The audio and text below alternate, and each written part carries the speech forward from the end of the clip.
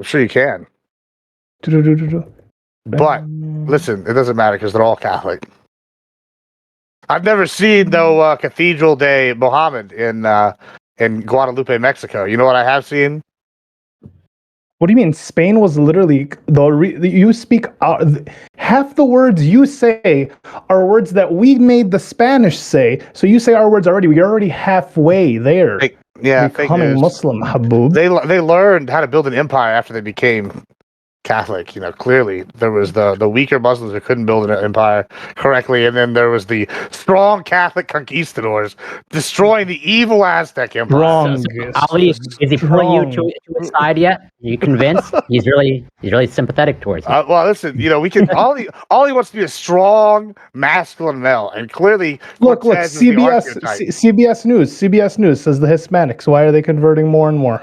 Wait, who's the strong masculine type? CBS is. I put a Fox News article on a thing the other day, and they were like, "We don't accept anything from Fox News." So you know what? I'm going to start doing the same thing. I don't accept anything from CBS, CNN, CAIR. Do you take CAIR? I don't know what that is. I don't either. Care.com. I don't know it. I don't believe it. You don't know. What about Reddit? Yeah, I know Reddit. I might believe that more. What about usnews.com? Lefties, fake news, just like CNN, NBC. I'm just gonna start using leftist arguments from now on, and just I'll replace. Take Reddit. I'll give you a Reddit. I'll give you a Reddit link. That's fine. Yeah, I'm just gonna start taking the same arguments that they use and put them in here, like the right wing. Like, oh, y'all don't believe Fox News? I don't believe CNN. Oh, God. Like, what about personal experience? The Hispanics would kind of flock to Islam. Huh? Wait, what was your thing? I mean, because I just got in here, so I don't know exactly what you guys are talking about, but I'm assuming it's about what Ali is posting in the Reddit chat. Yeah. Mm-hmm. Yeah, like, doesn't that make sense given how Christianity in the United States especially has like really softened and become like LGBT inclusive and all these things? They Hispanics tend to be Catholic, right, in the U.S. So if the Catholic Church is moving in that direction, it makes sense for a lot of them to think that the church is wrong, evil, broken. They'll go where the bigotry lies. Where can I find the most bigoted group? Let me just go there. I'm saying that the Catholics are turning to apostates. That's why all the Protestant religions or denominations are also growing. But hold on, but a lot of those denominations also have started accepting these things. Right. No, you're right. I'm saying that on the conservative Protestant denominations are reporting record growth. Like the Church of Christ is doing the best it's done in 30 years. And they're like, that's propaganda. Those are just lies. They're the most conservative church. Well, they're not most. The snake handlers, I guess, are probably the most conservative Christians I can think of. The snake handlers, Pentecostals. They are out there for sure. Yeah, the snake. You don't know about a snake handler church? No, I live in Michigan. Oh man, it's like they have them right next to the cowboy church. If you go over there, it's wild. You know what? I passed by the cowboy church when I was driving through Texas. What is that? They just show up on their horses and have outdoor sermons. I had a friend who converted from atheism right to Pentecostalism, which is like the most hardest core of denominations. And he was telling me, he was like, yeah, our pastor, using the power of Jesus Christ, healed a blind lady yesterday. There has to be more to this story of the conversion. No, it's faith healing and all that was a major part of it. But yeah, and then they do the snakes and everything, and they bring the snakes out, and women can't talk, and it's definitely a very conservative. Or you don't believe prayer can heal the blind? Yeah, they use both. So when you go in, the one I went to, the one I grew up going near, I went to it one time with this girl, and at the back of the place they would have anacondas and pythons and non-venomous ones, right? And then as you get further close to the front, you're closer to the power of Christ. The faith is emitting from the spoken representative of the Lord. And so as you get closer, they would have venomous, but they could definitely kill you, like coral snakes, but are not known to bite. And so you get closer to them at the front, then they would have people holding fucking 8-foot, 9-foot rattlesnakes, shaking them. Yeah, speak through and shit. And then if you got bit, they were like, "That's the demons. They're coming through him. We need to see him." And they would do a little faith healing thing, and they'd take him to the hospital. But yeah, they would have the demons. Then take him to the hospital.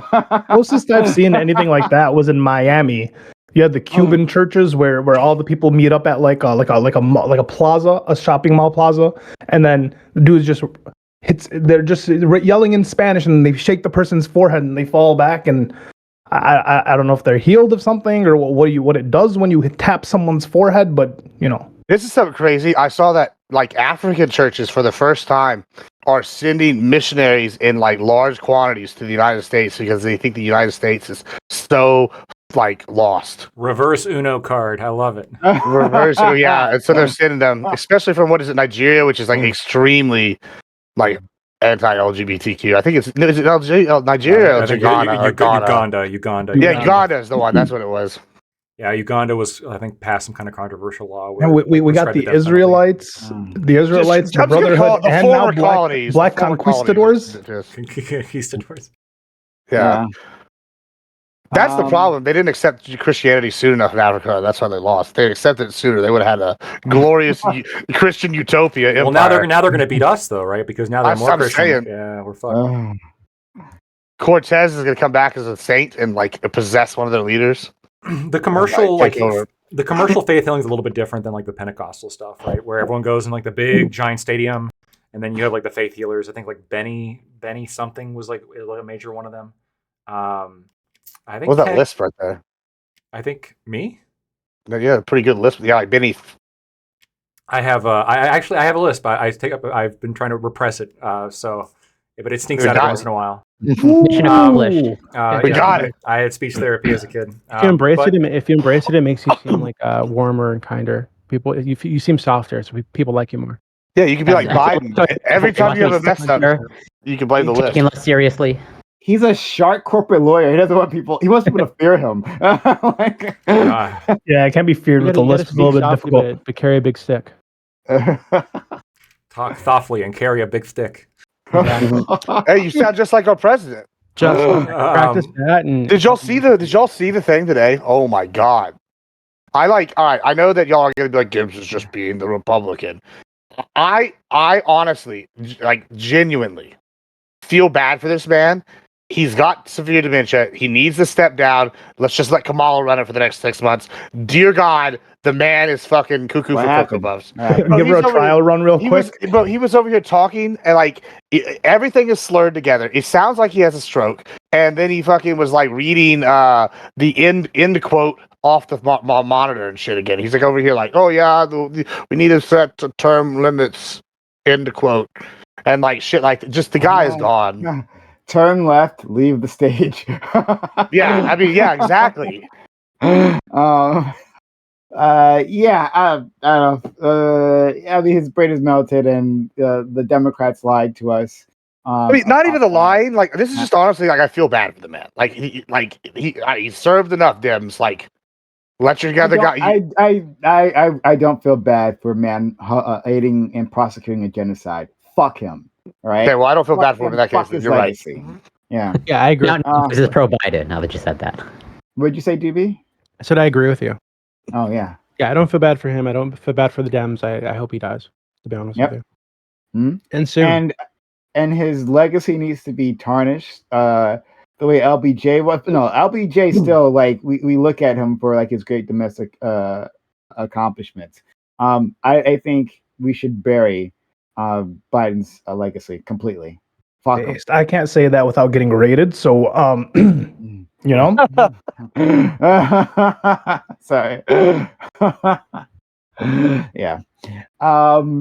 But yeah, I was gonna just we'll get started in a second because you guys all assembled here quickly. Tom will be joining us. Oh, actually, I didn't add him to the thing. Will he? Yeah. He's I mean, he just confirmed like a little while ago. He's gonna bring in all the women.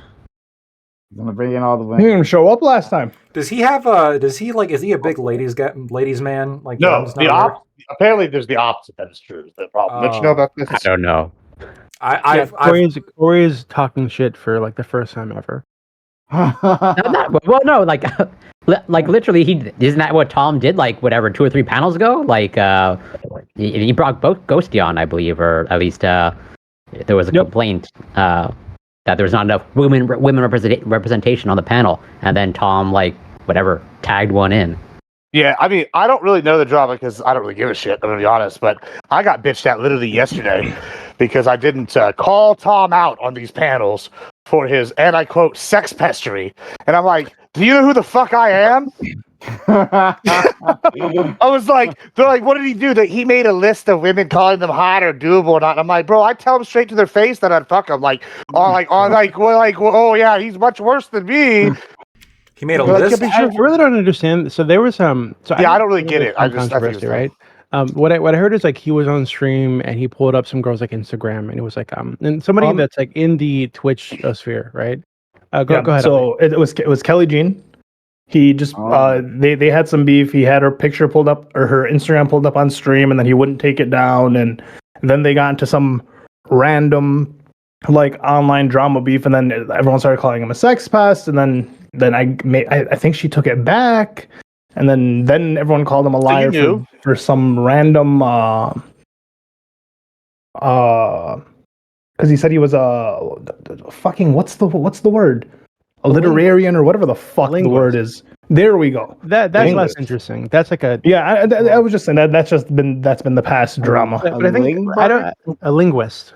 Linguist. Yeah, but that's us. I think what's interesting to me is that Kelly Jean or anybody who puts like these like lewd photos out on Instagram. There's trap photos, yeah. Mhm. Yeah, like why would you be upset about people showing that on stream? If like the intention of putting those out is to get the attention, right? Like you want people to look at it. So like why the fuck are you upset about Well, it's a certain kind of attention. Is she like is she one of those like gym ladies? Right? Is she like, oh well, yeah, cosplay. Look at my titties, but don't say that they're hot or you're disgusting. Like, what the fuck? Yeah, it's ridiculous. Oh, is she like one of those gym women that are like, oh, I'm gonna wear the tightest like. No, I'm saying like in terms of is she similar like in theory to one of these women that goes to the gym like with really really tight clothes on and like bends down in front of men and then like if they look they're on camera and now like they're sexy pests or whatever.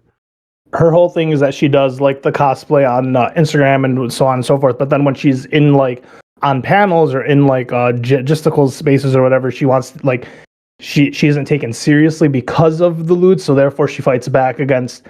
Anytime like, oh, because I do cosplay, I can't have an opinion that's smart, blah, blah, blah, blah, blah. But everyone calls her an idiot or a bimbo. So like, I guess it's like the meme. It's like, oh, OF detected, opinion rejected. I like that. You're welcome. You can take that one. I didn't come up with that.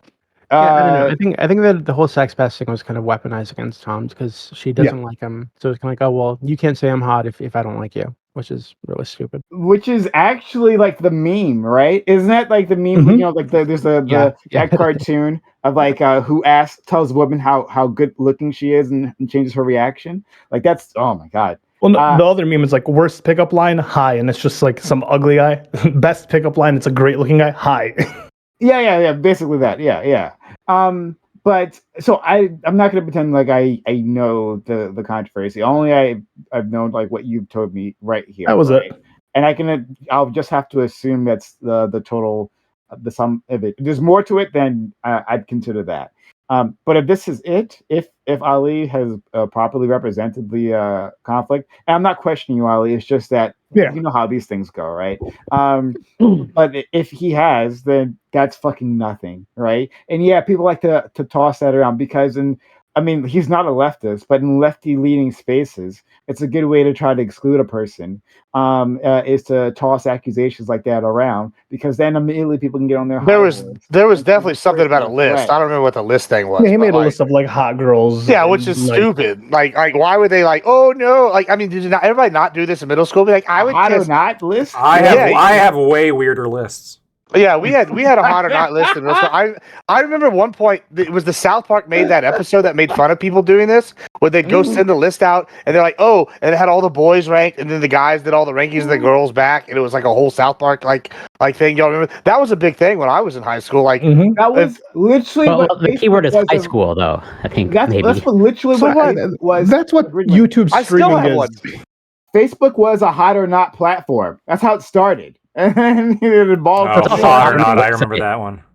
Yeah, but I can it was an actual website. If you end up on that list, right? So if Lactoid had a list of hottest streamers, and Gibbs was on there, So you know Gibbs, right? Of course, 100% Gibbs would be on there. 100%. And you know Gibbs at some point in the day, some point of the week, Lactoid sits in his bed and jerks himself off while thinking about your ass, like, putting in your ass. Yeah, I hope so. Or maybe he thinks about you like bear fucking him, right? Mm. He thinks about like he's jerking himself off. Like that can make somebody really uncomfortable. So I can understand why like women or anybody wouldn't be tits. okay with being on one of those. It's not maybe, uncomfortable right now. well, maybe I shouldn't have posted something in my one-piece banana hammock. That might have something to do with it too. If I'm over here like, yes, I'm all that is That's man. Like I think I that's don't really have a leg to stand on and be like, but if you haven't done that, right, and you're just on these panels with Lactoid, and then suddenly you find out that he's jerking it off to you every time you're on a panel, or after every panel that you're on with him, I hope I he can does. understand why that'd be like uncomfortable. I hope Well, everybody does. if that was happening to me, I would genuinely feel complimented, and I give standing permission to all people who would like to do that. You can do that. I didn't need it. Already done. And if you want to sub to his OnlyFans, it's OF_Lactoid TV. Wait, that would be a great OnlyFans name though. Lactoid, it fits. There you go. Mine's actually free. You can just find me on Uport. You don't even gotta pay. I just want y'all to see it. But oh my god, I'm joking. Alrighty. but Lactoid's so- on the hunt. I think it's fair. Okay, so We're all going to hell. to be clear, I don't think a hot or not list is enough to be called. It should be enough to be called a sex fest. I think if we're gonna call someone's like integrity into question, it's got to be better than that, right? Like now, you can say that it's inappropriate, right? You can say that it can make people uncomfortable, but lots of things make people uncomfortable. But to necessarily like toss this accusation out, which can ruin a person's reputation, like it's completely uncalled for. At least, again, if I'm understanding the story correctly, and so I put that in reservation. But so I like hot or not, like whatever. But I hear definitely what Doobie is saying is that like well if you find out you're on this list, that will make a person uncomfortable. They a lot of those people don't want to be sexualized, right? And I think that's fair. Hold on, but right. So I have a caveat here, right? But if we're talking about, and again, I'm just hearing this, but if it indeed was from Kelly Jean, who I've seen her Instagram, right? And, attractive woman, and she uses it to her benefit, which totally in favor for, no judgment here. But like, if she was on that list or he was showing her stuff, like, whatever, like, that's okay. Like, if guys, like, the point is guys to drool over you. Right, that's the purpose. This is the height of authoritarianism, right? Like we're gonna put this out, and then but you can't in your mind, you can't do it, and if you do it in your mind, then we're gonna shame you, right? It's like sadomasochism a little bit, right? Like it reminds me of a dominatrix saying like smacking you with a paddle because you're getting hard before she says you can. Like it's fucking weird. This is interesting. Thank you for that image. Lots of sexual imagery on this panel. Yeah. I interact, I think once, maybe twice with Kelly Jean, and she was it was nice. It was pleasant interactions. So I don't think I have nothing against Kelly Jean, to be very clear. I have nothing against her, and I wish her the best. No, fuck that bitch. Okay. I don't endorse that. I'm joking. She seems nice. Okay, I've spoken to her before. Seems like a nice person. Yeah. So she did lie to me on really? that panel. Okay, she said she didn't have an OnlyFans. She does. Okay, so just saying. Did she have a Fansly and not an OnlyFans? And I don't even care. I don't even care if she has an OnlyFans. Right? It was that we were. I think the panel was about whether or not having an OnlyFans is something that women should do, or some shit like this, or if it's like ethical for women to do porn, or whatever the fuck. Or if it's like they're taking advantage of like lonely incels or whatever. So she told me that she didn't have one, and that she had one, she deleted it, and later I found out that actually she still has an OnlyFans. Why'd she lie to you? Why'd she lie to you? I'm just saying. Calls into character. A lot of the calls into character her question. Yeah. There you go. Nailed it. To the argument, so would having the OnlyFans, right? It would call into character her question, and now her opinions would, I think that even helps Tom's case. So, like, if she has an OnlyFans, right? So she's actually putting out like nudes or lewds or whatever the fuck out there, and then she's getting mad at Tom for thinking she's attractive or saying she's attractive on stream. Like, that's I think it's even more stupid. Would she be more would she be happier if he insulted her and called her ugly? I feel like that'd be worse, like on so many levels. Be the same Yeah, thing, right? Judging her on her looks, Well, so on and so I gotta be forth. honest. You're right, Lacto. This is You're, not you're, the you're a weirdest list misogynist. I You're have, for objectifier. sure. Womanizer. The opposite, but that wouldn't be the opposite of what they're saying, right? The opposite would be like to not comment on it at all, right? That would be, Again, like, Don't say my name.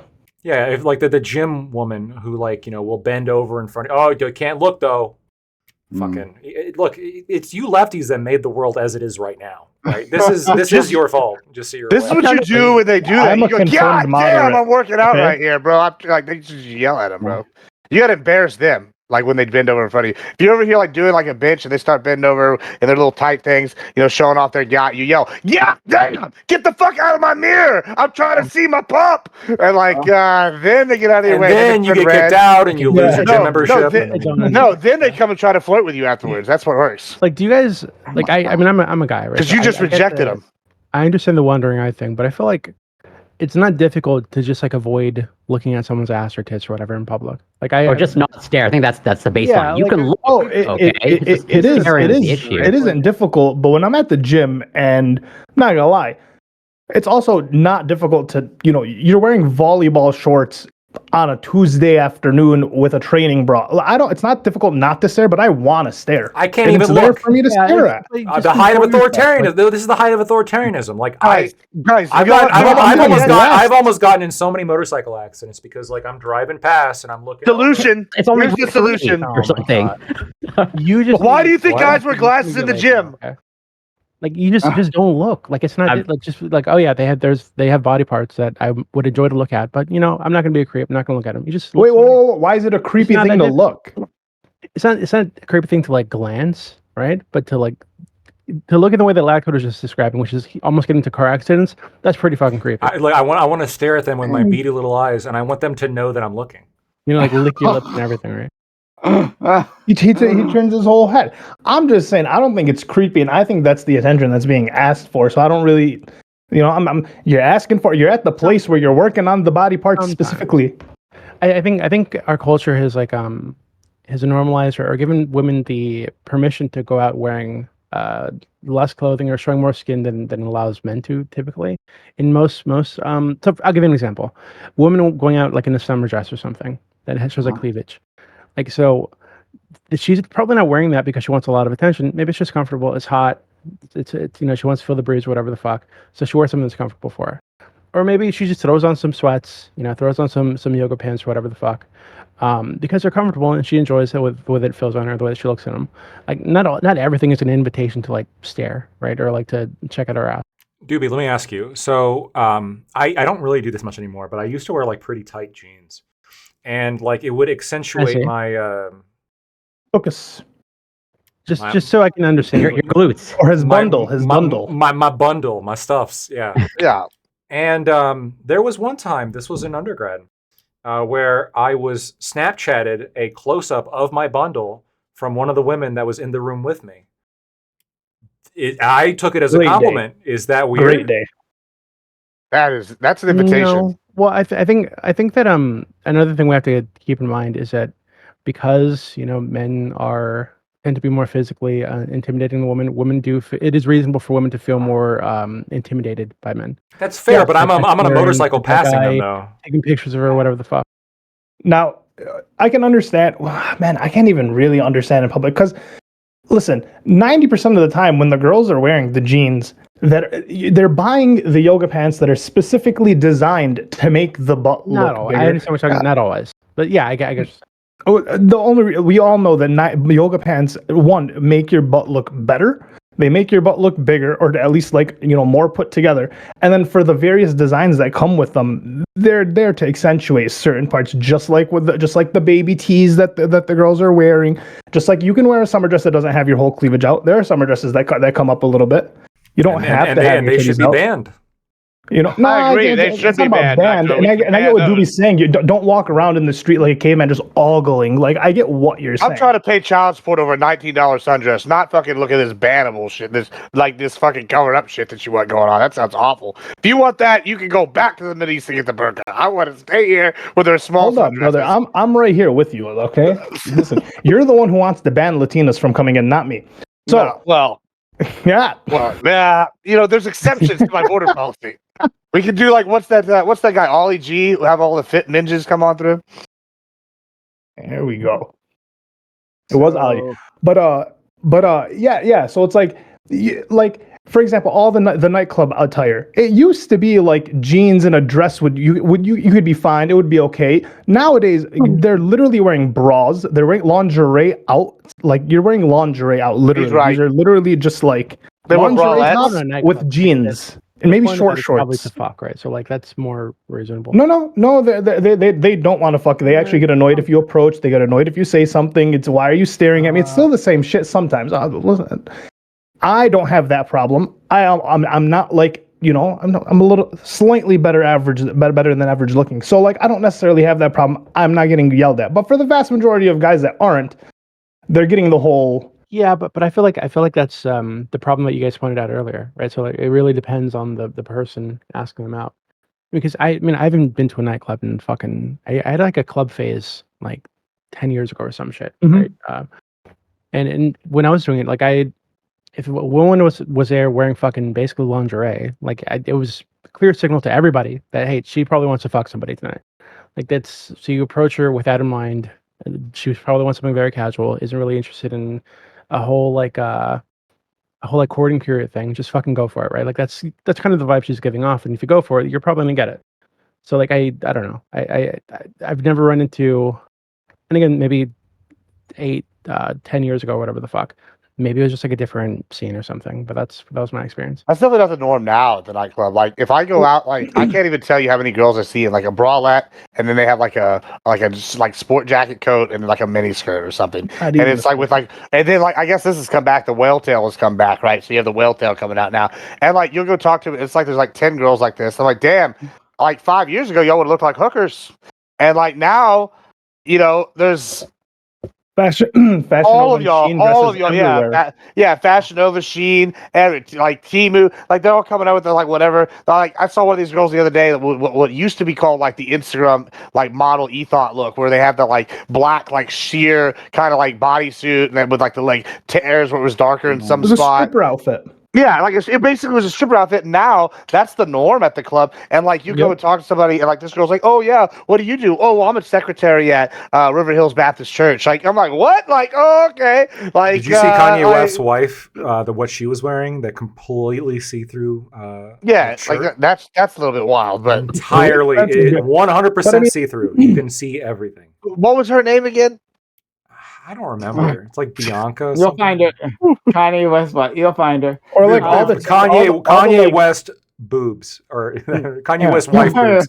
Yeah, or all like the TikTok, all the Gen Z TikTok influencers are literally wearing sheer shirts. What is it? What's her name? Fucking the biggest one, Charlie D'Amelio or whatever, is literally just out at a club with just a sheer shirt, boobs out, and then like the pants that she's wearing are also sheer, but she's wearing panties, and like that's like a common fit. To go out like, and you remember, like see through to the panties. I'll give you another example. Like, remember goths? Like goths used to be like all wearing the all black. They have like they like would be kind of form fitting, but they'd have the buckles. They'd have the like really dark like socks that were super long that went all the way up. Like and they were kind of covered up. Now you see them and it's like black belts over the tits and some like black eyeshadow. Gibbs. Did you just make a back in my day? I did. Yeah. I'll give you an example. I was going with doobies back in my day. I don't know how old y'all are. Y'all remember the covered up goths? Now that none of them are covered up. Mm-hmm. Yeah. I think we gained something though with that. So that's just me. I don't. Thick thigh goth girl. Call me a progressive. No, I'm just kidding. So the problem of this conversation for me, right? The direction we're going in here is that like it's like it makes it seem like there's some sort of progression that's damaging society, right? Like look, women in skimpy outfits isn't like the fall of Western civilization, right? Like me, a socialist, I'm the fall of Western civilization. Don't take that away from me, I agree. right? But Fully but clothed definitely- males. definitely not like women in skimpy outfits. So like, let's.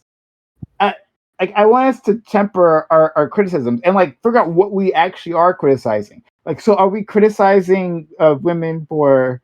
Are we criticizing anyone at all? Right, first of all. But if we are doing that, are we criticizing women for wearing skimpy outfits, and why? Right?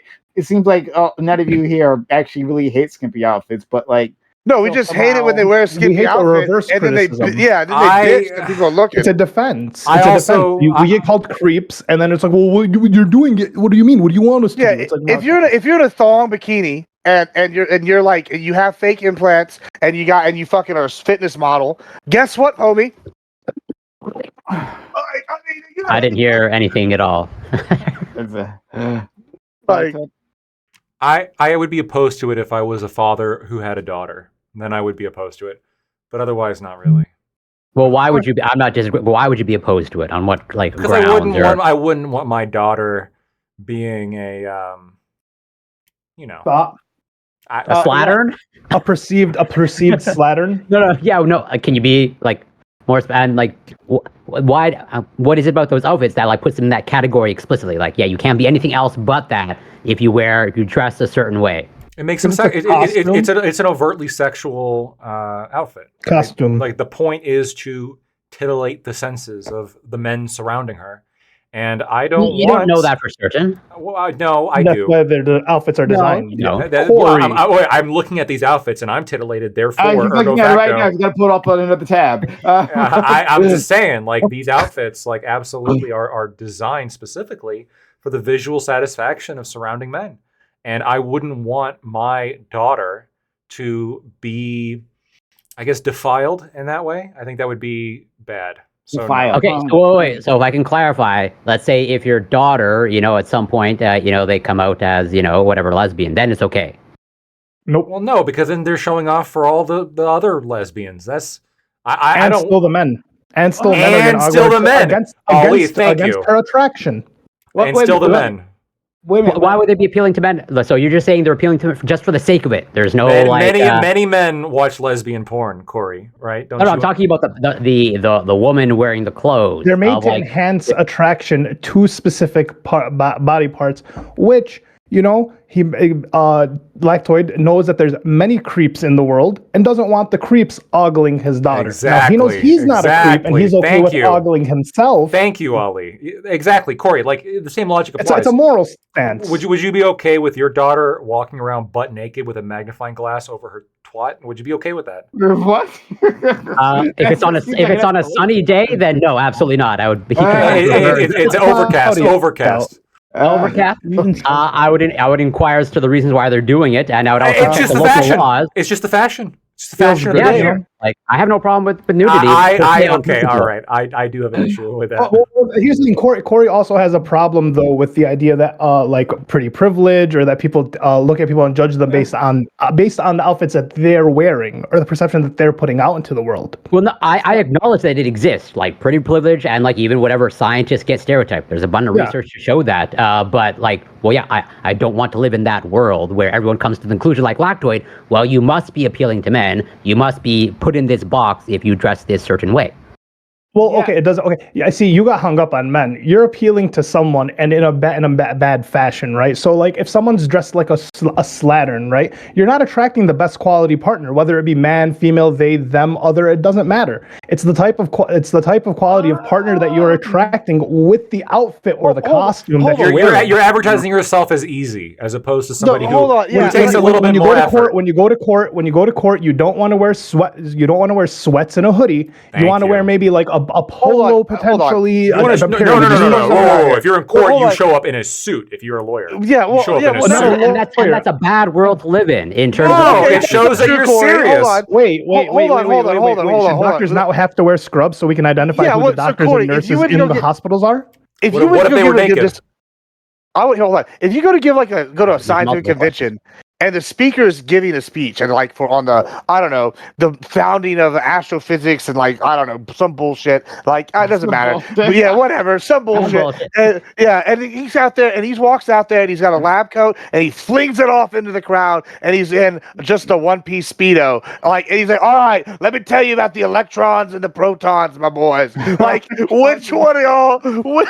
How serious are you gonna take this guy? Probably not too serious. Okay, no. I will tell you how I would take them, as in if in fact they're there and whatever, they've passed the vetting process of getting to a conference, okay, I would not dismiss them. I would let the evidence speak for itself, as any scientist should, and it shouldn't matter what they're wearing on whether I take their claim you don't seriously. think that's evidence? I would say you are unscientific. I would say you are unscientific if you are dismissing someone's claims based on how they're dressing. Then why can't I impersonate you're a bad lawyer? Just said you're a bad lawyer. Uniform? Or a military uniform, arguments, or a white coat. What they're wearing. Okay. What if the scientist walks out butt naked, and then just like while he's giving this talk, and the talk is like scientifically correct, but he's jerking it while he's explaining like the whole science? Are you gonna be like, what the fuck is happening? He's enthusiastic for science. This is evidence though that of sanity. I can judge something as, let's say, impolite and against social norms, and not dismiss impolite and against social norms. Exactly. Just like dressing like one of these slatterns, I think is impolite and against social norms. My social norms, assuming that I ever have a daughter. Firstly. Secondly, somebody in my chat made a great point. If you dress like a clown and other people see you as a clown, you might say, I'm not a clown, but the perception matters. And when people see, if I ever have a daughter and she dresses like a slatter or whatever, people will perceive her. Men will perceive her. The wrong kind of men will perceive her as an opportunity. And I don't want women, her to, or they, them, or other. I don't want her to be seen as an opportunity by this hodgepodge of people, right? I want her to be seen as an opportunity by a very wealthy man that will pay for a lot of my things that I would like to buy. Okay, then why not, as a good parent, actually have a conversation with your daughter about how do you select for good men? I'm going to do too. I'm doing that too. Yeah, and part 100%. You don't need to focus on clothes either. No, I'm doing both. We can walk and chew gum at the same time, right? Not only am I going to give her advice as to, hey, don't go for the douches, but I'm also going to like make sure that she's wearing things that prevent douches from approaching her. It's better to remove yourself from the opportunity. You're going to make sure, or like you're going to like obviously depends on age and whatnot. I'll do my best. Don't you have a motorcycle? Don't you have a motorcycle? And what about that? Congratulations, you're a douchebag. That's like the key. That's absolutely not. You can't judge someone for what they ride, right? But we can judge them based on their clothes. Or you judge me for what I ride. You judge me every day. I judge you as not wise. And not wise. Yeah, you're judging me as not wise, just like I would judge somebody who's wearing like nothing. And I can back it up in terms of just I've just made the argument that on a pure numbers and statistical basics that it is more unsafe as opposed to driving any motor vehicle. I bet you I could find some study somewhere, and I'll look for it because I already have one on hair color and tattoos. But I can find you some study that demonstrates that like women who wear very scantily clothing, there are negative outcomes associated with this behavior. Was the hair color like a warning sign thing? Is that the thing? Yeah, it's like animals. I'll send you that study. Yeah. But that's different than putting someone in a box. I can I can acknowledge the risk that you're taking, but I don't put you in a box as an idiot. I wouldn't hold on. If I have a daughter who dresses like I wouldn't like put her in the box of she is a slatter. I wouldn't say that she's in the box of having her box open to all men. But I would say that she's made it substantially more likely that an inferior male will believe that they have an opportunity to engage in coitus with somebody as important as somebody who shares my genetic code, which is a big no-no. That's not going to happen. So you never adopt.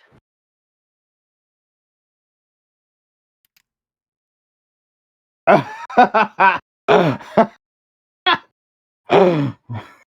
a really good question. I don't know. It's a really good question. Okay, so I've been wanting to jump in for quite a while, but you guys have been actually quite entertaining. And everyone, we do have a topic, and we will get to that topic soon. The topic is a lot of the teeth has been taken out of it, but like I think there's still things to discuss in terms of the Olympics. So we'll get to it. We're not done with that yet. However, I mean, this is fun. So Lactoid, And maybe I heard you wrong. So I'm asking questions here. So you use the word defile, right? And like, and it sounded Yes. like, and maybe again, I didn't hear you correctly. Contaminate is also a good word. But like the defilement came from like these men ogling at her. Was that where the defilement came from? To some extent, I think that her social character has been defiled in some way. Yeah, I think that when people look at you, like if you are the kid that shits yourself in class, you are looked at differently than the kid who doesn't. I think if you are the woman who dresses a particular way, you are looked at differently than the woman who doesn't. Right? Your character, your reputation has been fundamentally changed. So, pun. But okay, that changes the focus. So then she is defiling herself by wearing the clothing, or are those men defiling her by like checking her out? I think that the defiling is happening when she's being observed, because if she was like naked in her room without anybody looking, nobody would care. And I wouldn't care, right? It's a private place. So it's obviously not the act of just simply being in a particular set of clothing. It is the social dynamic of exposing yourself to other people, them receiving that exposure, and then the conceptions that they come to in their mind, right? Like if I show up to court in sweatpants, as Ali brought up the example, my reputation as a lawyer has now fundamentally changed, right? People are going to be looking at me very differently than if I show up on time in a suit every single time, right? It looks different. The reputation is different. I think the exact same thing happens when it comes to the clothes you wear. If I wear swimming trunks to a bar, that's going to look differently, like in December. That's going to look different than if I show up like in a regular like polo and jeans. It's going to give a very different impression about the kind of person that I am.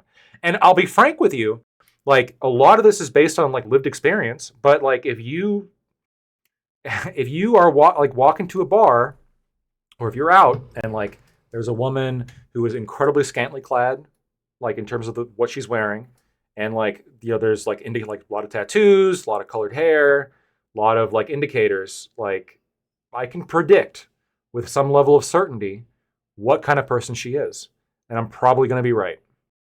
Well, hold on. So I think that, so on that note in particular, I think that people can actively send messages with like what they're wearing. I think that's fair. I mean that there's there are people who live alternative lifestyles, right? And they want to like display their personality, and so like they fall. They put themselves in visual categories that you would expect of that, right? So, and the same thing for like a lawyer, right? Like they want to put themselves in a certain visual category. I think that's fair, right? My problem with you isn't that people can send signals whether they want to or not. Is this idea of them being defiled, and then like because you specifically previously talked about how you should have the freedom to be looking at all these women, right? How it's very important and how it's ridiculous for Kelly Jean, assuming the story was, correct, how she was offended that people looked at her in such a manner. Yeah. But you're saying that, well, it'd be okay if or it is like you are fine creating a world where this counts as a defilement, right? And engaging in this practice, right? Because as you said, there was two sides of the story. There's them wearing the dress, but then also men watching them and receiving it, right? But like you are okay with creating a world where like men defile women in that way. And I specifically asked you just about observing, right? Not putting their hands on, but observing women and defiling them. But now when it becomes your daughter, that's different, right? So like the world that you've helped build this entire time before she was born, you're saying, well, that world is wrong when it comes to my child. So to actually like engage in this briefly, I guess I understand what you're saying, where why is the blame entirely on the person purveying as opposed to the perceivers? Because the perceivers are the ones that are having their minds changed, and your reputation is really in the minds of all the perceivers that surround you. So why is it okay for people to perceive? But I think that like I think that it's just different on like a fundamentally qualitative level to blame perceivers as opposed to blame purveyors. I think that, you know, if you, because you know, when we're perceiving something that's placed in front of us, when you say no, you can't perceive that. You're asking us to take. Chai, did you see me at Pink Pony Club playing while? Oh, we can hear you. We hear you, I'm sorry. Gibbs. We can hear you good. I thought I muted myself. You're good. You're good. When we're asking somebody to like not perceive, I think we're asking for like something much more invasive. We're saying, don't look. You're not even allowed to look. Like you are here and you are observing the world in front of you, but you can't look at that. But when we're talking about purveyors, it's a much less of a invasive ask, right? It's don't like wake up in the morning and choose to purvey this particular thing, right? It would be like if somebody's stinky, instead of telling them to shower, well, just don't smell them. Well, not really, because I can't help but smell them. They are there. They are here. They are put in front of me. No, it is. It's not a bad analogy. Like, what's the difference, right? If someone walks in front of me and they got their fucking tits out, how is it different than if they walk in front of me and they smell like shit? Wait, are you saying you have as much control over whatever odor molecules in the air as opposed to like your visual system? Yeah, like an involuntarily like look, absolutely. If it is like, oh shit, tits. Yeah, you've got complete control over that. Anybody, and as I'm reasonably confident, you know, the most women, okay, that are even at the gym wearing those outfits, don't have a problem with a glance or like, oh, if it's in your periphery or if you happen to. No, they don't. Absolutely not. Wait, they do. There was a whole fucking Gymgate thing that happened where like a lot of these women were like actually shamed because they were putting out all these videos. Yeah, I'm baiting for it and then shaming the men that quite literally just glanced. Then the Messiah, Joey Swole, came down and started embarrassing. I'm not going to go what's on social media just because that might have just been set up to get like clout and attention, because like there's a lot of attention to be had of calling these people out, which yeah, these are bad actors. Okay, it's a quick way to get attention of like, yeah, set up your camera and be like, oh, look at all these people looking at me, and then that generates controversy and that just feeds the social media algorithm. So like, yeah, speak to, I'd say, your average woman at the gym or even whatever, do a poll. Okay, I can personally guarantee you, I bet pretty much all the money that I have, that most of them have no problem with a glance or Corey, something, you know, just happens across. Yeah, the average woman at the gym isn't wearing booty shorts and the crop tops. The average woman at the gym is wearing biker shorts and like a triple XL tee. Even the ones that are wearing booty shorts. But a glance is all that's needed to develop a reputation, right? If I'm walking down the street and I glance over and I see a naked woman, I'm not going to stare at her, okay? But just simply glancing over, I know I have an odds calculated basis here. I believe I know what kind of person this is. Wait, hold on. Did you say that the triple size shirt and the like booty, the biker shorts is a problem? Like, was that an issue? No, I was saying that like the average girl or the average people that are out in the world, like to Prime's argument when he's saying you have no problem ogling or looking at girls, but when it comes to your daughter, it's a problem. That's because there's categories of people, and then the outfits that they wear are what they're putting themselves into. So the girls that are scantily clad at the gym, to Corey's point, yeah, don't mind being looked at, and therefore when we look at them, there's a judgment that's going to be passed. So when you have a daughter, right, or when you have a kid or someone even that's close to you, you don't want them to go into that category of person that's okay with being ogled. Yeah, it's not so much that you're okay with every single person. There are like degrees to this, though. Like there's also like degrees to this, right? Like and like to some extent, say you are at the gym, right? If like someone's walking around, they got like the shorts with the what are the yoga pants or the scrunch butt that like makes it all perky. Okay, that's one thing. Or if they have the volleyball shorts that are like yay big, that's one thing. But if they're walking around and they have like a 4X t-shirt on and then they have volleyball shorts underneath it, like obviously this person's not at the gym to be showing off their fat ass. They're in there to be like doing some work. Like they're in there, they got the universal I'm here to work, don't talk to me attire. Like I don't know, like I'm walking around with John Stockton shorts and a big ass t-shirt. I don't understand the difference. Like what are y'all like wait, no, there's gotta be like categories. You misheard me completely. Okay, yeah, I feel like there's categories on this. You misheard that completely. I wasn't saying that was a problem. I was saying like I was just the average girl. Like when we were talking about like the people that are being stared at or the people that are putting out this perception, it's not the average girl, because the average girl is not wearing these specific outfits. The outfits that people wear are uniforms that are representing what you are, what By you the way, feel like. even the average girl gets like all gold, okay, and gets approached. Yeah, at the that, gym I and mean, gets harassed. obviously, that's fine. So I don't think Electra, you addressed what I was trying to say. Kelly Jean, again, from the story as I heard it, seemed to have a problem with like her being ogled on Tom's stream, right? And you're like, well, we should be able to do that, right? Like, I'm a man, and we should be able to do that, or whatever, right? If it's obvious that the product that they're putting out is of that purpose, yeah. Okay. And you also say that in both wearing the outfit and looking at a person wearing the outfit is as a form of defilement. Okay. Okay. So then, well, hold on. The relationship, like the defilement is happening. I'm not necessarily saying like there's. I know the word defile implies some kind of like moral wrongness. So maybe like if we want to shift off that word, we can. But the reason why I'm using that word was first of all for comedic effect, but second of all, because I think the relationship there is it's giving people an impression about what kind of person this person is. And if you want to come across as somebody who's maybe more sexually open, maybe a little bit more, liberated, someone might say, maybe your intention is in line with your actions. But if you're somebody who, should be, or if you're somebody who's more reserved, who is selecting partners or selecting people based on like other characteristics, and you don't want to attract the kind of people that are going to be, into that, which is what I would want in a son-in-law, then you wouldn't want to dress like that, right?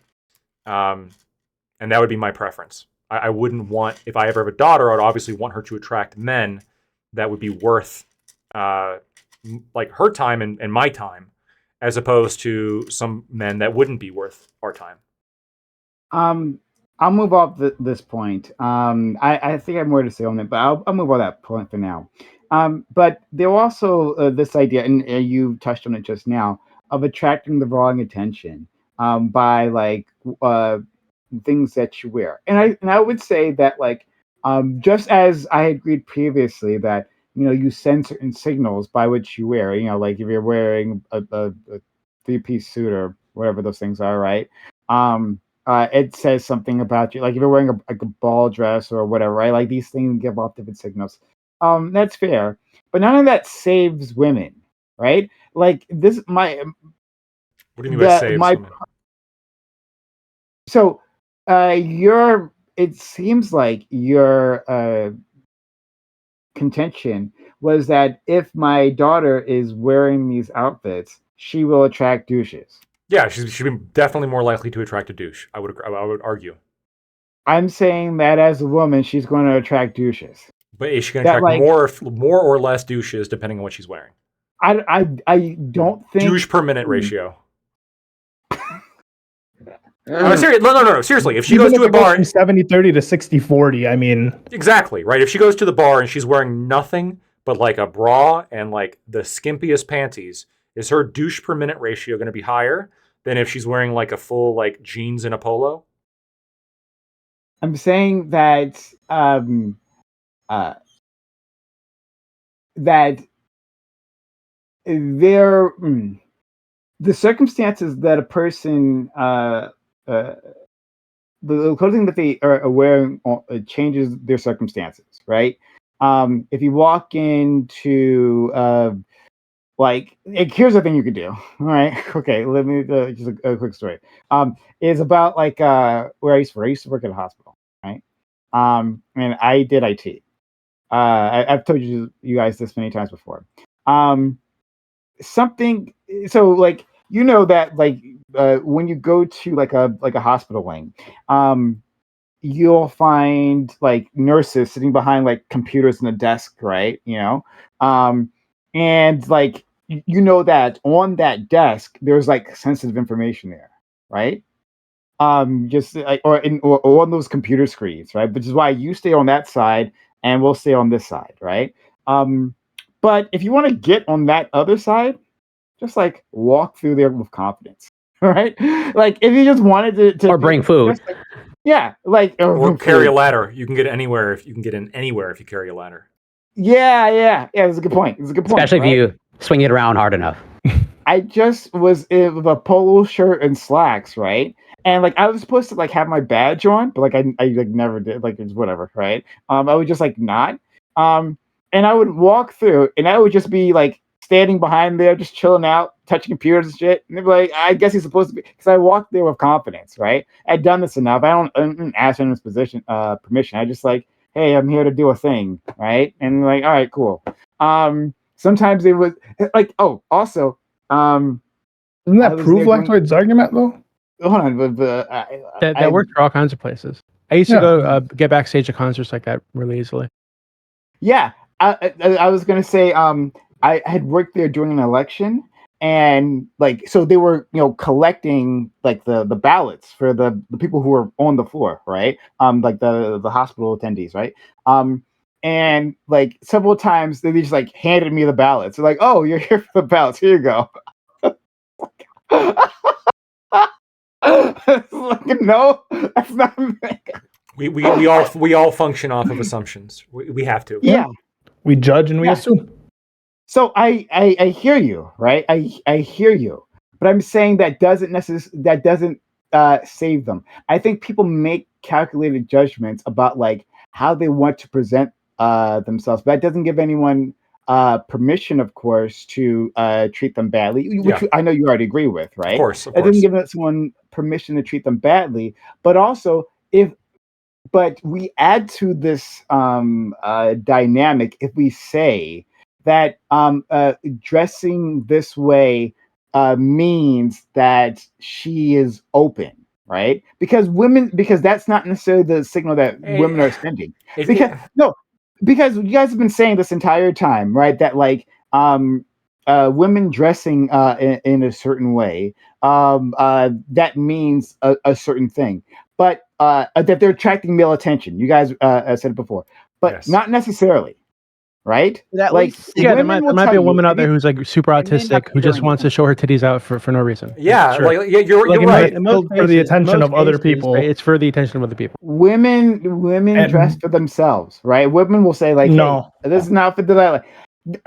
Not that women can't dress from another person. Wrong. Not that women can't dress from another person. That's obviously that does happen. I'm not saying it doesn't. I'm saying it's never happened. I'm saying it's never happened once. That's all they do is dress for other people. That's all anyone does. All anyone does is dress for other people. No, Otherwise, yes.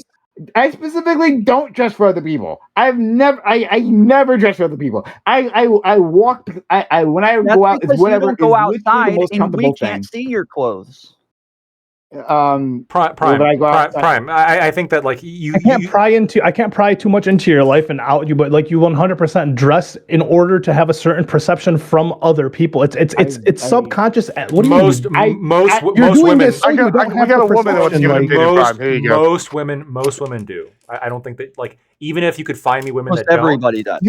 Even men do. You have as much evidence as what I present. It's obvious. It's obvious. It's obvious to me then too. It's obvious. Okay, I understand that technically the logic applies both ways, but Prime, like I'm trying to reach you on a human level here. Do you really think that most women, when they put on clothes, I mean, that's what they fucking talk about with each other? They talk about like, does this make me look this way? How does this make me look? What are they referring to when they ask somebody else? How does this make me look? Most women on most days are going to work. Right, most women like would you? Why do they wear? Yes, and what's the? Why do they wear makeup? Yes. Why do they wear makeup? Why do they wear certain clothes to go to work?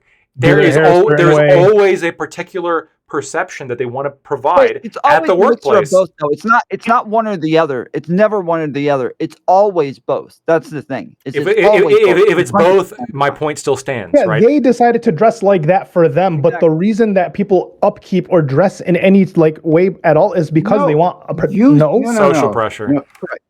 Oh, sorry. We're not dressing Tom, like we're in like the 1600s, right? We're dressing Tom- like we're in the late 20,000s because that's what everybody else is wearing. We want to wear what everybody else is wearing. We want to fit into the styles. The styles are going to be according to what the opposite sex likes, and so they all follow trends. So it's going to be attractive. Not always the opposite sex. There are, same genders, and This is they why them they're and wearing. others. This is why they're wearing super short shorts in Go ask a December. female to give an opinion on this and see if they wear clothes for other people. Right here, should we do that? Fucking Gibbs just as a woman. That's not the standard. That's not the Wait, standard. Gibbs, fine. Let's not move the Let Gibbs goalposts bring in the women. I want to hear them. You're silent. I want to hear. Here's the question: Okay, when no you go, women on the panel and then silence. All right, let him ask the question. Does take care of the dog real quick. But yeah, we'll ask you right here. Hey, when you go to the club, or you go out, if you pick an outfit out, do you wear it just because you look pretty, or are you wearing it because there's potentially other people putting their eyes on you? Both. I'm obviously single. One, I want to look good. Two, I'm obviously single, so I kind of want to attract someone because I'm kind of ready, but at the same time, So it's a little bit of both, honestly. Right. Come on. I don't think you What do you? in an honest manner. One Okay. thing, What do you want me to ask you specifically? Give me the exact question you asked. Oh, sure. Okay. All right. Here, why don't you just ask? Mic her up right now. Get her on camera. Interrogate her about her style choices. Yeah. Hello. Hi. Nice Hello. to meet you, whoever you may be. I don't want to make out.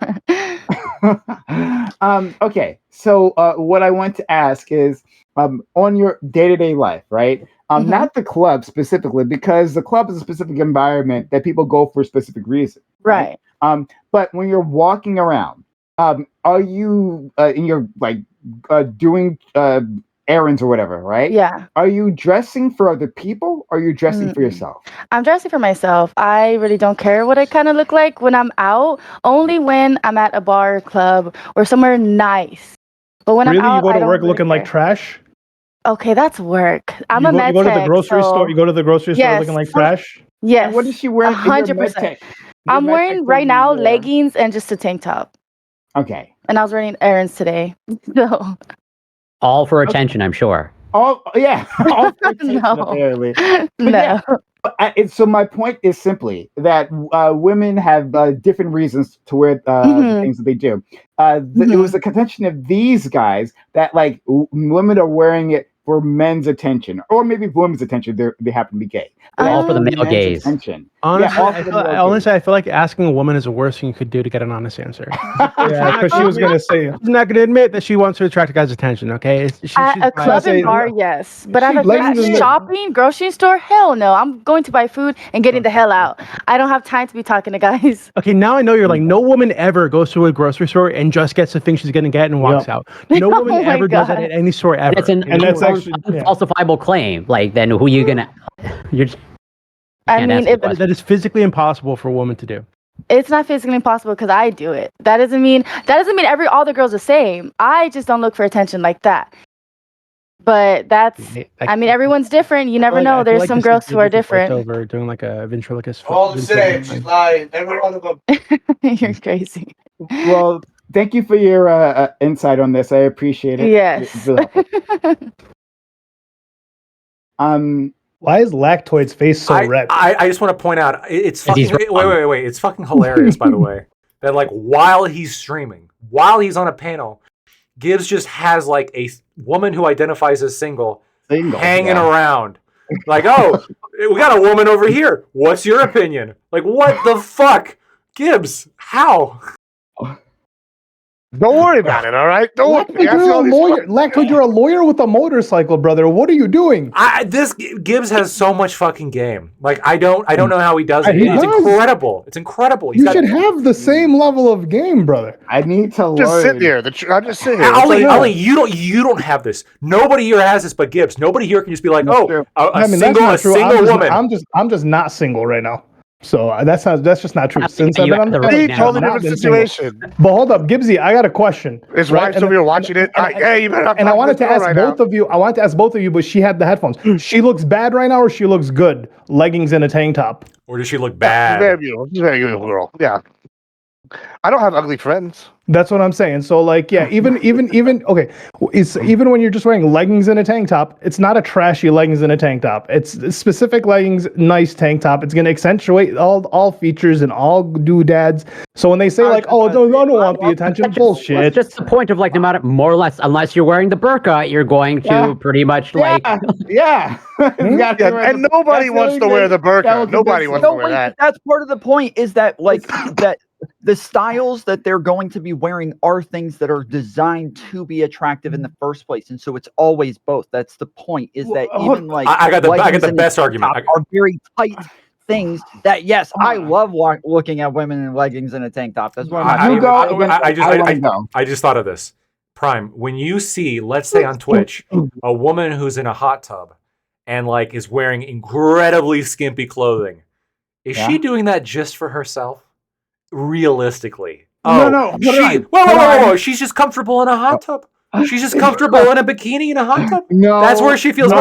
She just likes bubbles. She's just a bubbly girl. You guys are moving. You guys were erecting a straw man immediately with my argument. My argument wasn't that women can't dress for attention. They don't. I said that at the very start. Correct. That like yes, they absolutely do. That and they have their reasons to do so. And if part of that reason is to make money, they absolutely fucking will. Right.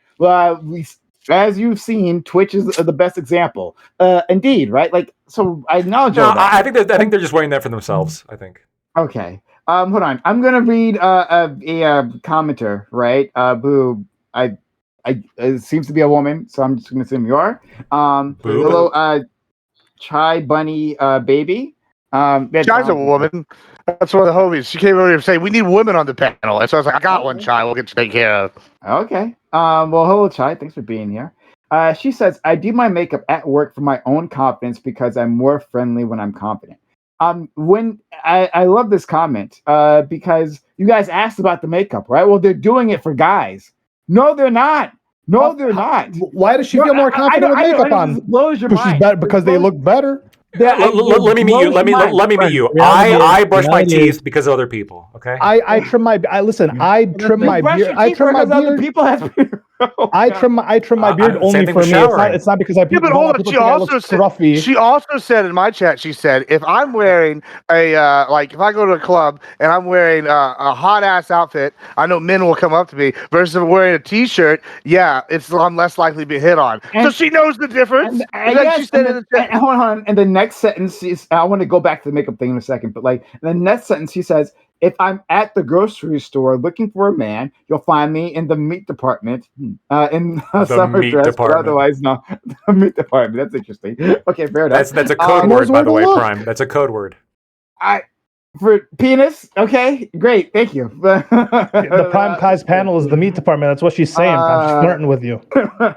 True. She said it would also be a higher end grocery store like Whole Foods because she's looking for a wealthy man. Fair enough. But no. So she's saying that when she has the purpose of looking for a partner, then she dresses that way. Yes, if she wants to like attract male attention, a good place to do that would be at the club, which is why I didn't ask Gibbs's friend about the club. Right? Of course, when we're at the club, that's what they're doing. So, but most that's when they're dressed the skimpiest. That's where they're dressed. So they dress skimpy. Okay, isn't it telling that like when they want male attention, they dress skimpy? And when they don't want men's attention, they don't dress skimpy. What then does skimpy clothing telegraph if they dress skimpy when they want male's attention? Skimpy isn't enough for this conversation because there's all kinds of outfits that are attractive, right? That can attract sexual attention from other people. It isn't simply being skimpy. Like your imagination is limited to the. That doesn't change what I said. It doesn't change what I said. She said that she dresses skimpy. It did change what it said. But what? Listen. Remember, we've got to listen to women here, okay? When she said that she dresses skimpy when she wants male attention, that indicates something. That indicates that skimpiness is associated with male attention. I also want to revise. I agree with you. What's that guy? Gibbs knows her. Does she dress skimpier at the club? because I think if I remember correctly, I could be wrong, but she said that's what she just said in the chat. Did she say skimpy? Because I didn't hear that in the when it Well, was. she said hot ass outfit. I mean, Well, yeah. So that doesn't necessarily mean skimpy per se. Oh, okay. Really? Her hot house outfit is that like a full like ankle length dress? I don't think so. Yeah, I don't think you're dressed like Mother Teresa in a hot ass outfit. Let me just tell you that. If I'm at the grocery store looking for a man, you'll find me in the meat department in a summer dress. But otherwise, no. That's also specifically a summer dress. Yeah, summer dress. Summer dresses can be really hot. So I'm saying, first of all, your outfit, your idea of sexy is limited because again, you're thinking about the square footage of skin showing. Okay, great. There's more to it than that. Oh, dresses show a lot of skin. It accentuates the features as well. Yeah, accentuates the yes. Never mind. I'm not gonna say that. Oh my god. So I'm just trying to like expand your mesh, and like I don't blame you for thinking of this because I used to think of the same way, right? I think every man used. You've risen above this, like, Prime, is what you're saying. I like boobs, and I'm seeing boobs, and so these boobs must be for me, right? Self-evidently, this thing must be was this like the intelligent design thing, right? Like, well, there's oxygen in this world, and there's light. There's a star, right? All these things were created for me, right? Or else wait. Well, what if you found out? What if you found out that oxygen, like the person who, like, let's say the creation of oxygen was done, like right when humans needed it? That'd be a little bit like telling, wouldn't it?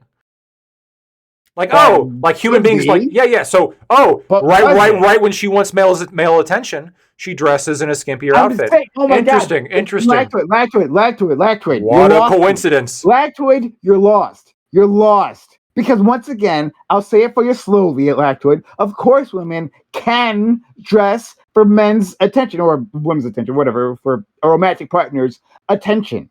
Obviously, they can do that.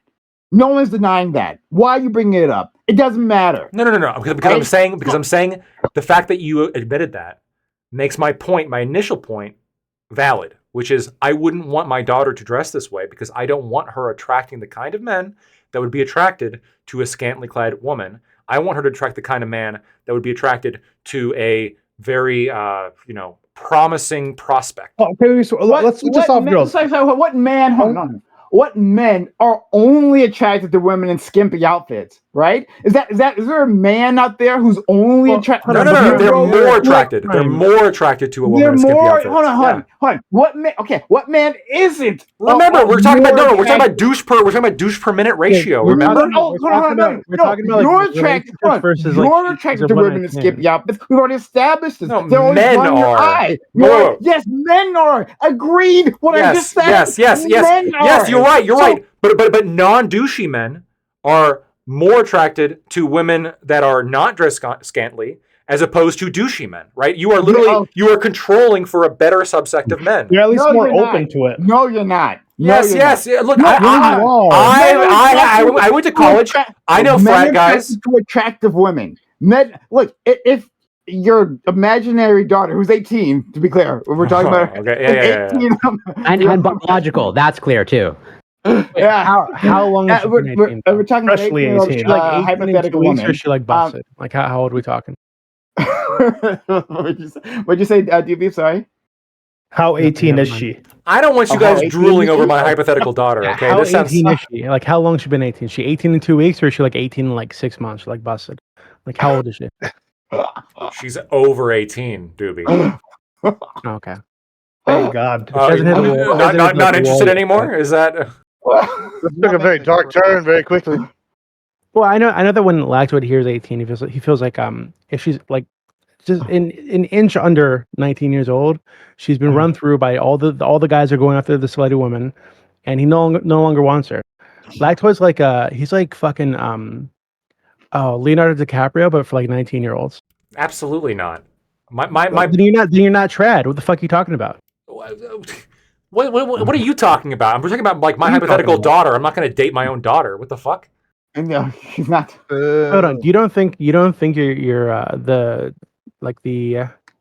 wholesome traditional men that you're trying to get to fuck your daughter wouldn't want her if she were like 25? No. I would not want men to do to my daughter what I might do to a woman. Okay? Obviously. Specifically, an 18-year-old woman Of course. Or older. or older.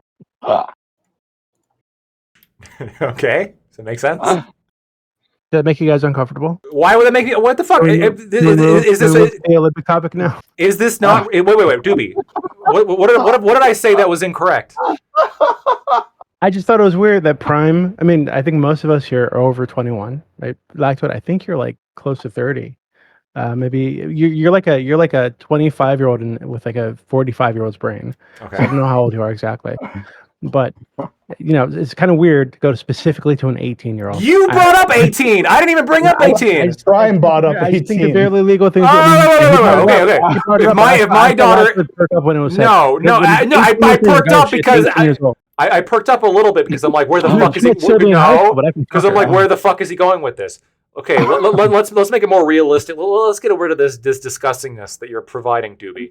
Let's say a 20. Let's say a 24-year-old lactoid's daughter, and she's hot and buxom, as of course she would be. Okay, I would not want her to be wearing clothing that would lead to a higher douche per minute attraction ratio than if she wore clothing that would lead to a lower douche per minute attraction ratio. And I would do multiple efforts. Not only would I dictate that she not wear, if she wants any part of my will, clothing that would attract higher douches, but I would also educate her on how to stay away from douches, how she should be only going for men that would, be nice to her and give her money, that, shit like that.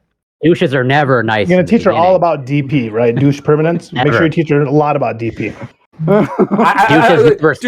the beginning. I don't know why you agree with me on this. You wouldn't want your daughter walking around butt naked. Yeah, you wouldn't want your daughter walking around naked, would you?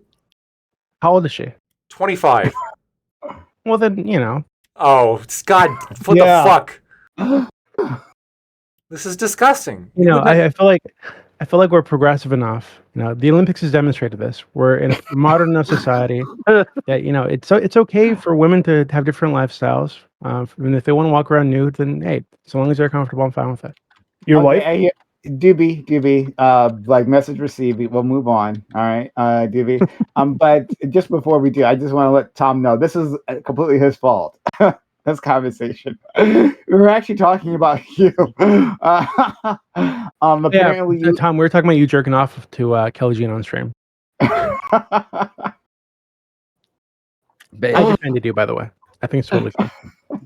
I also think it's fun, by the way. We were Team Tom. I will, as I said numerous times, I will continue. So, it is what it is. What are they going to do? We all rallied to your defense, though, to be clear. We actually all rallied to your defense there. Shout out to you, buddy. All right. We'll move on to the actual topic. Somehow, what is it? Like 7 months later, this is still a thing following me around. So, yeah. Yeah, I didn't know about it. So the internet, Well, you don't know anything on the internet, Prime. That's true. Yeah, Prime, you're like allergic to like Prime hosts a panel on the internet on like any like current event like that's like cultural and not like nerd shit. Like you have no fucking idea what's going on. Or political. Yeah, but that's important. Political. Yeah, he's got the right idea. He cares about the nerd stuff and the political stuff, and who gives a shit about this other bullshit? Yeah, I don't know. I bet you don't even know if Boogie has cancer. Who's Boogie? Exactly. Look at Prime's face. He has no idea what I'm talking about. What's cancer? No Gibbs just proved why he has single women hanging around his room. I don't know that with that one question.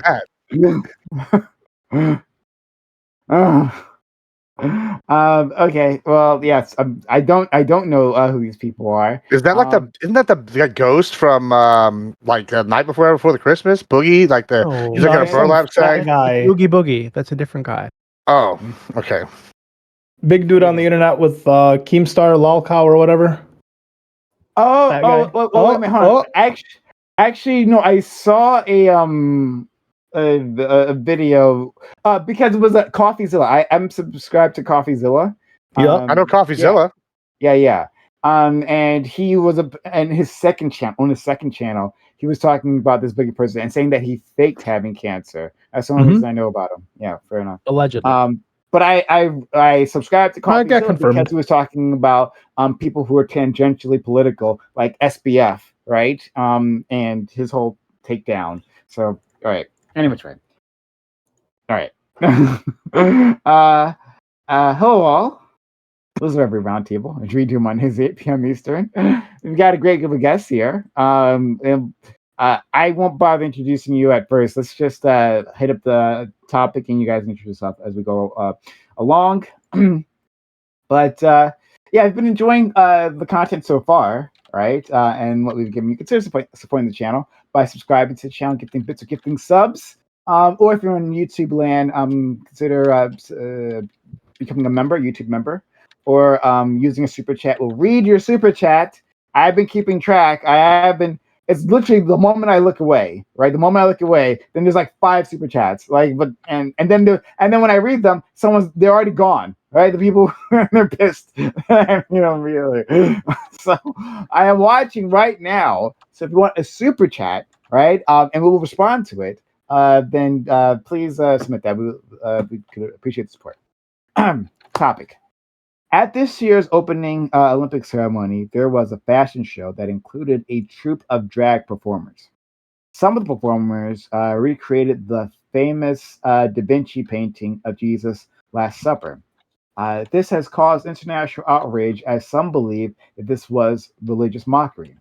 The organizers have apologized and stated their intentions were to be inclusive and kind. Was this display problematic? Do you consider it mockery? Should it not have been included? Also, the discussion about this incident has brought up the idea that mocking Islam instead would result in violent outcomes. Is that fair to say? Is this stereotyping Muslims? And even if this notion is true, does that mean Muslims are better at defending their faith? Okay, so lots of things to add to this topic since I wrote it, like that have come up afterwards. So first of all, yeah, like if you didn't watch that part of the opening ceremony, there was just it was literally like the sideshow to a fashion show that was happening, but they had like these performers and they were getting in positions, like doing certain poses to evoke certain imagery. And one of them appeared to many to be the Last Supper, right? And people took outrage to that. However, after that, specifically Da Vinci's painting of the Last Supper. However, after that, the director of this event is claiming that it wasn't the Last Supper at all. In fact, it was a picture including the god Dionysus, and there was a very large man who was playing Dionysus like on stage as well. So there might be some validity to this statement. There's some other evidence that might be the case, but it doesn't negate the fact that there was a freak out about this, like an international freak out about this moment in time. And so I do want to examine that. And like, even if it's not the case, so I presented that evidence to a Christian, and they didn't believe it, that indeed it was the Last Supper, and they're lying about this. Okay, so there's that. But beyond that, like, is there something to be said about how reactionary Christians can be in defending their faith? And is that a good thing? So I think there's still plenty to talk about here. We'll start with our friend Lactoid, work our way around. Start with a couple statements. First of all, they should absolutely have the right to do this, right? As a private organization. I think Islam would absolutely take this differently. Right, I think that's pretty clear. We saw what happened in France when the Prophet is depicted with Charlie Hebdo. And I don't believe, really, I mean, I'll remain skeptical. I think that there was a reference to the Last Supper there. It definitely seems a bit too close for comfort. But ultimately, I care less about that. And I care more about the fact that, like, I've got like color phobia a little bit, where like clowns kind of bother me, and I'm sorry, but drag queens like have that exact same effect. It's not trans people. I think arguably drag queens are somewhat offensive to trans people to some extent, but like the actual like over get up is genuinely a little bit. It invokes like feelings of disgust, and so it's not something that I would enjoy, and I don't like it that it's kind of coming into a lot of different forms of media. And I know that some people might think, well, just do it enough and then eventually get over it. But I I guess that transition will be particularly painful. Admiral Gibbs. Yeah, so it absolutely I like looks just like the Dionysus paintings. As a resident follower of Dionysus, I feel like I'm qualified to speak on that. It even looks like the Roman Bacchus paintings. They're very similar. They look it's pretty much identical. I believe them. It would make sense to have something Greek, where the Olympics were founded at the Olympics. I kind of feel like that one kind of goes hand in hand with that. I don't know. I feel like it was maybe it did look less separate, but once it was explained, the paintings were shown next to each other. It's like, oh, they're even doing the hand motion. Like I don't know. It's kind of hard to deny it, whatever I'm saying. But yeah, I think that the reaction would have been different. We saw with Charlie Hebdo that the Islamic people took out, what they thought was offensive. We've even seen South Park not even be willing to show Muhammad on there, because even they're like, sus. Family Guy, same thing. They kind of like skirted around it. It's pretty clear what the reaction is. And I think this is actually a good thing. I think Christians need to bring back the Crusades, and they'd get more shit done.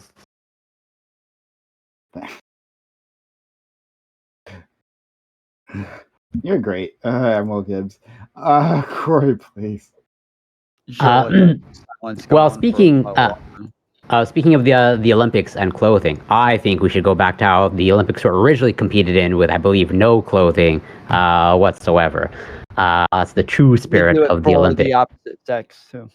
Take your clothes off, exactly. Corey. Take your clothes off, Corey. Well, if it wouldn't get Prime banned, I'd have no problem with it.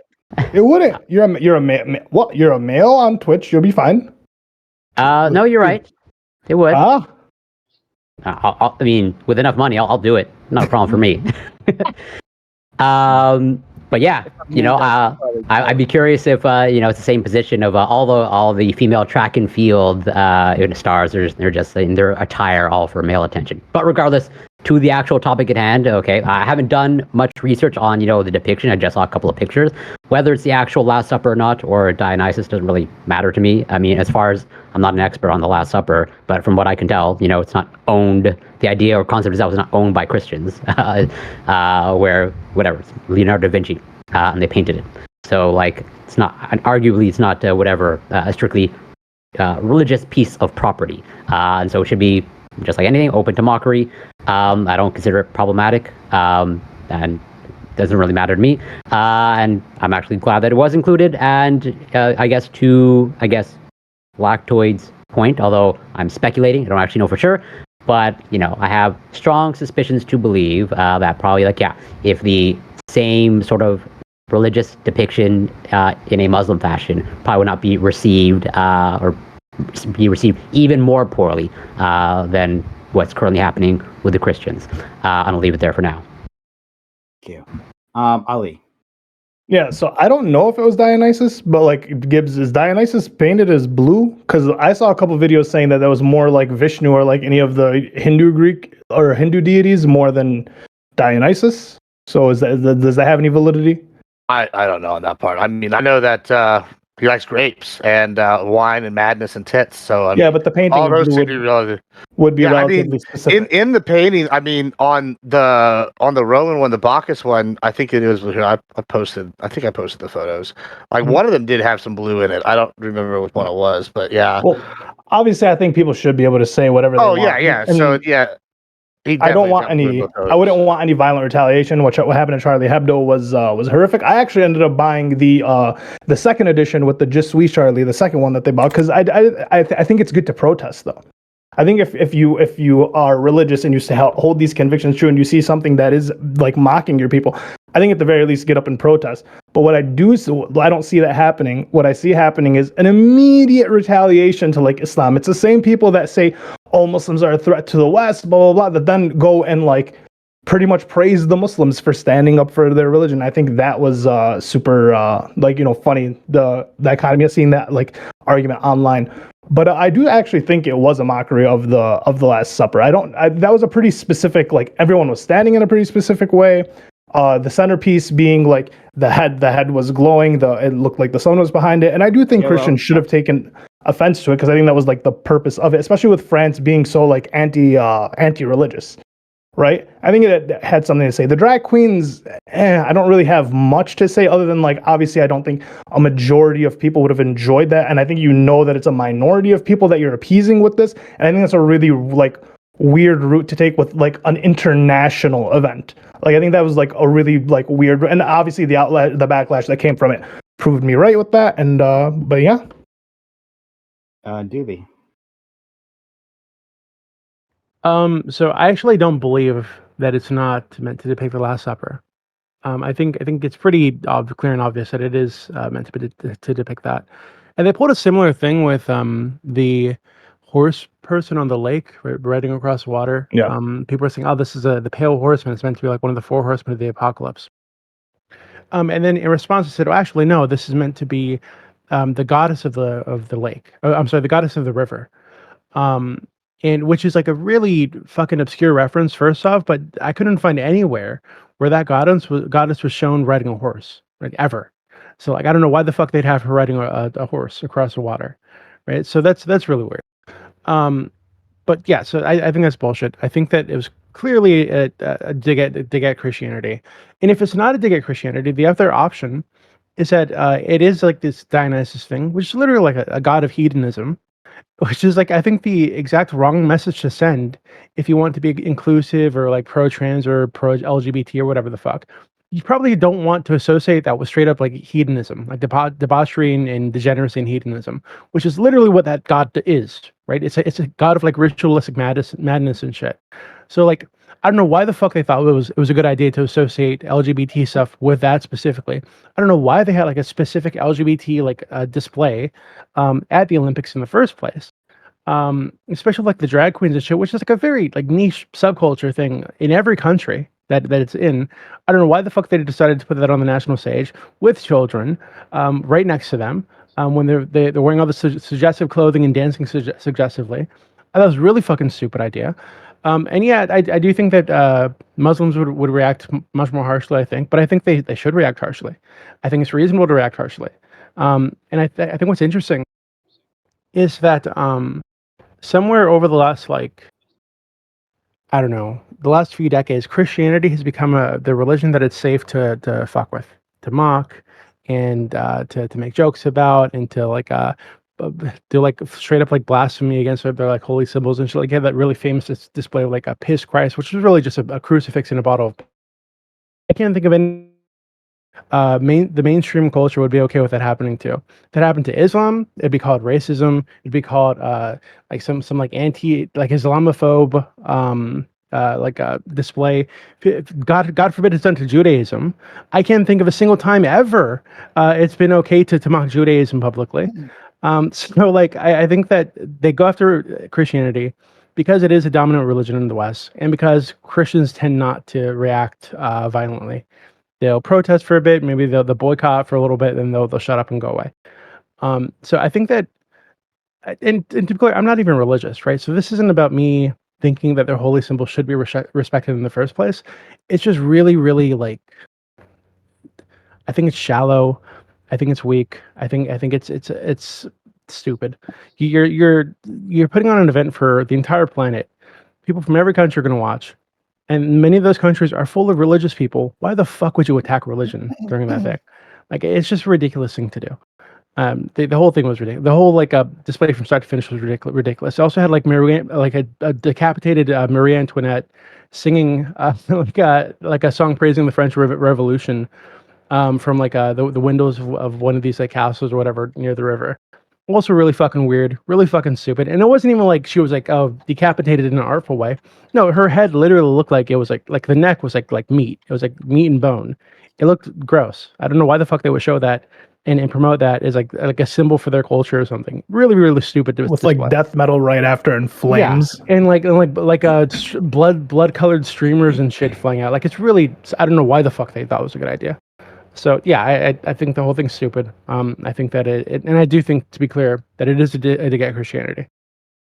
Okay. Tom. Yeah, I'm not religious. I grew up a Christian though, and I was very religious when I first started coming around these spaces. And my family, all my friends were religious, so I still have a soft spot for Christianity, and like most of the time when I look at things, I'm still very easily able to look at things the way that I know they would.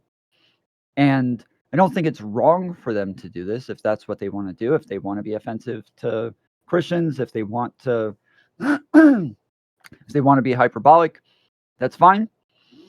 But I don't like pretending like they don't know what they're doing afterwards, or apologizing afterwards and be like, oh, sorry, this wasn't our intention. I have a really hard time believing that, though I don't know if it was the Paris people, and Paris is not a very religious place. Maybe they are so disconnected from religious people to the point that they actually have no idea what it is that they would think about something like that or how they would see it. But yeah, like, to me, if you want to do it, that's fine. Just own it and say like, yeah, that's what we were doing. It's meant to be a parody of some sort of Christian depiction. But from what I can tell, I would say it does seem as though, like, as far as proportionalities go, Muslims are violent in a number of ways, not just like a terrorism or something like that, but more so if I hear Destiny or Sneeko or some streamer say something about Muslims that would be offensive, they go another month afterwards talking about how they're getting death threats, how they're getting tons of people in their inbox, that their Twitter replies are filled with Muslims, saying that they're going to kill them or sending them pictures of guns or shit like that.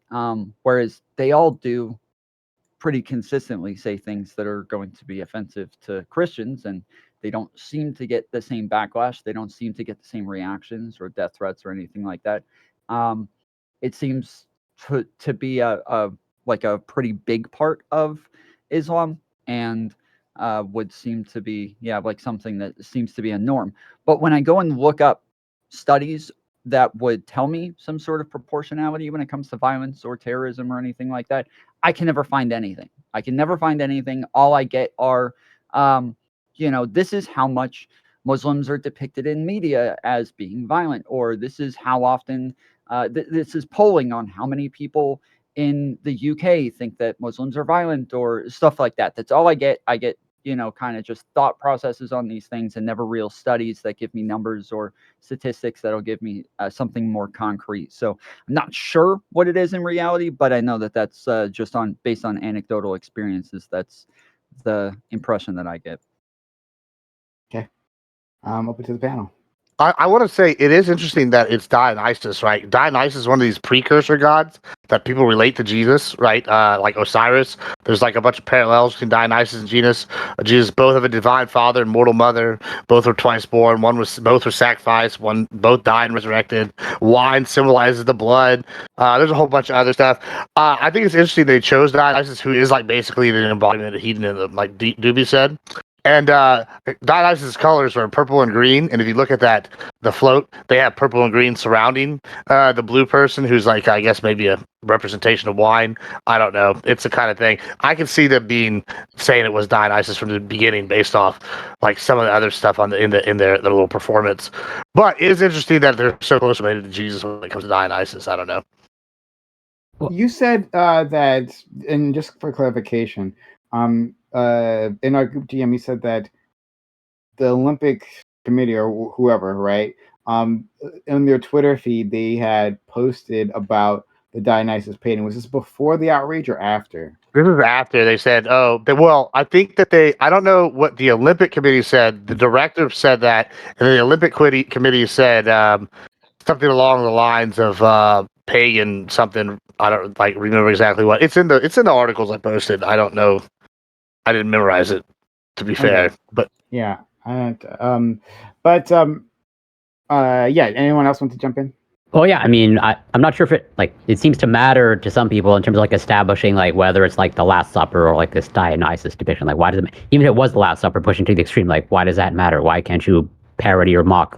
Do Christians actually have ownership on? Well, I mean, isn't the Olympics supposed to bring people together? Exactly. Yeah, it's an event meant to bring the world together, right? To celebrate human excellence, right? for sport performance. Yeah, human excellence in sport performance, right? And so you can still compete. Sure, okay. But if you have the money. Given it's an event meant to bring the world together, it doesn't make any sense to include this extremely divisive shit in the opening ceremony.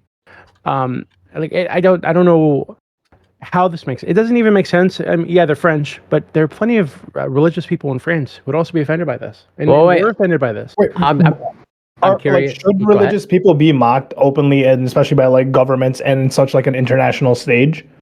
I'm not philosophically opposed to it. I'm curious, like, were you opposed to most because I would flip it around. What if it was like the LGBT community or like any of these communities that were being mocked instead, right? Should they be mocked openly on stage by like governments and an international like light? I'm not necessarily philosophically, but like obviously you'd have to unpack what you mean by mock. But like, yeah, I'm not philosophically opposed. Let's say they had a skit about a guy who was really, really horny, really wanted to go watch kids piss, and so he pretended to be a woman to get into the woman's restroom. What if there was a skit centered around that, right? How funny it was that this guy would pretend to be a woman to get into the woman's restroom.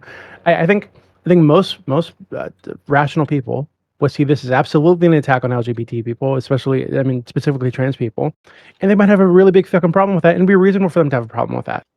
Like, I don't think that's like obviously, I think this ceremony is meant to, again, bring people together. For some reason, they chose to include this really divisive shit, and I think that the way that they did it doesn't even make sense if they're trying to support like this, like be like inclusive to like LGBT people or whatever the fuck, because you're literally associating them with the god of hedonism. Well, like it was a dude fucking in blue paint for some fucking reason with his little dick on barely covered by a strip of cloth. Why the fuck would you do that in front of and having children right there, right next to these people? Right? Why I don't know if you're like if you want to be inclusive LGBT like activist person, like why the fuck would you associate them with this? They've been trying for years to disassociate from the idea that they're all just hedonistic, degenerate fucks, right?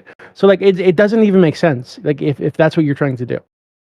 Well, I actually don't. Like I said, I will fully admit that I'm not the most informed on the whole rationale of the project and the depiction. So I don't know the full thought process of what they were actually thinking of. Like for all I know, it was just like the most simplest decision of like, yeah, this looks whatever, like something we can put on as a show. And like that's it. I don't know how much thought goes into all these events, and I'm sure I don't actually know, but I'm assuming also at some point like the IOC had to have some sort of approval for it, but I'm totally speculating. I mean, it's a whole production. That's international. You'd assume there's some type of supervision or some type of like planning that goes into these things, right? And like auditions or rehearsals and so on. So I'm curious, Doobie, like, did you find it, let's say, controversial when, let's say, I believe like Russia held the Winter Olympics? Do you think that was divisive? Oh, what happened at the Winter Olympics? Well, I think at the time there was like, there's a lot of controversy around Russia historically, at least contemporarily. And so it's like many people were opposed. Like, why would the IOC ever choose to? I can see why that would be a problem. In China too, right? China hosted the Olympics. So it's like, are you philosophically opposed to that? It's like, isn't that divisive? I mean, we're celebrating communism here. Were you opposed to that, Factoid?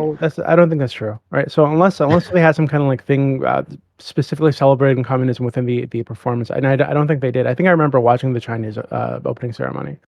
Well, we can argue that just holding is like an endorsement of communism. Yeah, well, I disagree with that. Right? I think that's ridiculous. I think that what the Olympics is meant to be, or at least what it's kind of morphed into over time, is like the one thing where the world can come together, right? And yeah, we're in competition with each other, but we're in competition with each other in a way that doesn't involve violence, right? We're kind of celebrating, okay, here's the best of our nation. We're going to send them forward to compete against the best of your nation, and we're going to give each other medals to celebrate how wonderful all it is that we can come together. So I think long as Eric Rudolph shows up. Did China have pro-communist shit at the Olympics? I don't think so. Yeah, I don't think they did. I mean, that's a big difference. If they did, I'd have the same criticism, by the way. Yeah, but like even like Nazi Germany hosted the Olympics at one point, right? But like, and I don't know how much propaganda they put out off the top of my head. But like, having controversial countries host it isn't the same as like your opening ceremony being an outright like mockery or like an in your face like we're endorsing these values. It should be like, I mean, even with the Chinese one, it was like a nebulous like, yeah, everybody come together. We're here for everybody. Like more accepting. Let's all come together for these sports. It wasn't like that. Yeah, that's what it seemed like. What if North Korea hosted the Olympics and their opening ceremony was Kim Il Sung being born on the mountain from a virgin birth, because that's what they believe, and then he turned a pine cone into a grenade because they believe that, and then he threw the grenade and blew up an American tank. And you see the American tank in flames and the American soldier burning. It'd be pretty funny. To be honest, that'd be based as fuck. Yeah. That'd be awesome, actually. Okay, you guys, I would definitely watch it. Really. I wouldn't even be mad. I'd be like, they got some fucking balls. Okay, I would oppose this. I would say this is not the time and place to be putting forward this message. But they weren't. But they actually weren't. They actually weren't trying to be extremely divisive. They were trying to be inclusive, right? Like, it's including. The problem is that trans people were, drag queens, yes, drag specifically a performance. It was exclusionary to cisgendered people. If they were being inclusionary, drag queens are not necessarily trans. It's a performance. Yeah. It's but like people. But let's be honest, people associate drag queens with trans individuals, and that's what.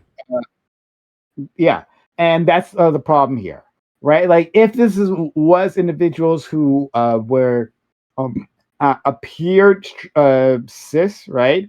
Appeared quote unquote normal looking, they had done the exact same thing. Let's say it was Last Supper. Let's say Doopy is correct. And we never say Doopy's correct, but let's just say that Doopy's correct. And it wasn't the Dionysus painting. They're lying here, and it was the Last Supper. Well, so fucking what?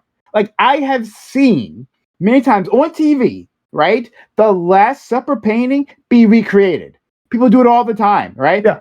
I've seen it done in sitcoms, right? Offensive sitcoms, I've seen it done. But there's no outrage here. Okay, Prime. This isn't an offensive sitcom. This is there's categories of things. When you're watching Family Guy, when you're watching that matters. The presentation and the perception matters. What do you mean? France is offensive sometimes. Yeah. The problem is that like non-cis or people perceived to be non-cis were the ones doing it.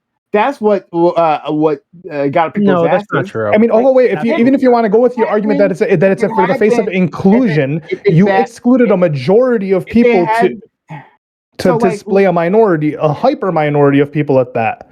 So that wasn't about inclusion. To display, display. So you're an international event and you're filming this thing and you're displaying it to the world, right? If you're trying to say like, oh, we just want to show inclusion, but then you excluded 95% of people and focused on a hyper minority of people. How do they exclude? Hold on. I didn't see, it's true. I didn't see the whole opening ceremony. Was it all drag queens? Was there no cis people involved in the opening? More or less, yeah. It was all drag queens. Well, so I'm going to the footage. And Snoop Dogg. It's all drag queens. They had multiple segments where there were drag queens and trans people. So it wasn't one of that was both. So like multiple segments focusing on this group of people, right? And then they capped it off with a segment that I think specifically mocked one of the dominant religions on the planet, right? That many of the people watching the Olympics trying to see this as an event to come together as a planet, right, are going to be insulted intentionally by this thing that is trying to supposed to be bring them together. It's ridiculous. Sorry, multiple things. I'm going to push. We're going to deal with the mockery in a second, right? But once again, now I just got to nail this down. Like, if I'm going to look at the opening ceremony of the Paris Olympics, it's trans people all the way down, right? That's what I'm going to see. They didn't include not all the way no down. cis people allowed on the Paris Olympics opening ceremony. The death metal band might have been cis people. Even that one was weird though, because they had a fucking head off. Yeah, that was really fucking weird too. But Prem, they also had like a drag queen or trans person carry the torch. And again, and to put this into perspective, this is an event that is specifically not allowing trans people to participate. Right? So like it doesn't even make sense. Right, so to have that person carry the torch when they wouldn't even be allowed to to participate in the event that we're supposed to be celebrating is fucking ridiculous. They could participate, they just couldn't participate in a certain If you want to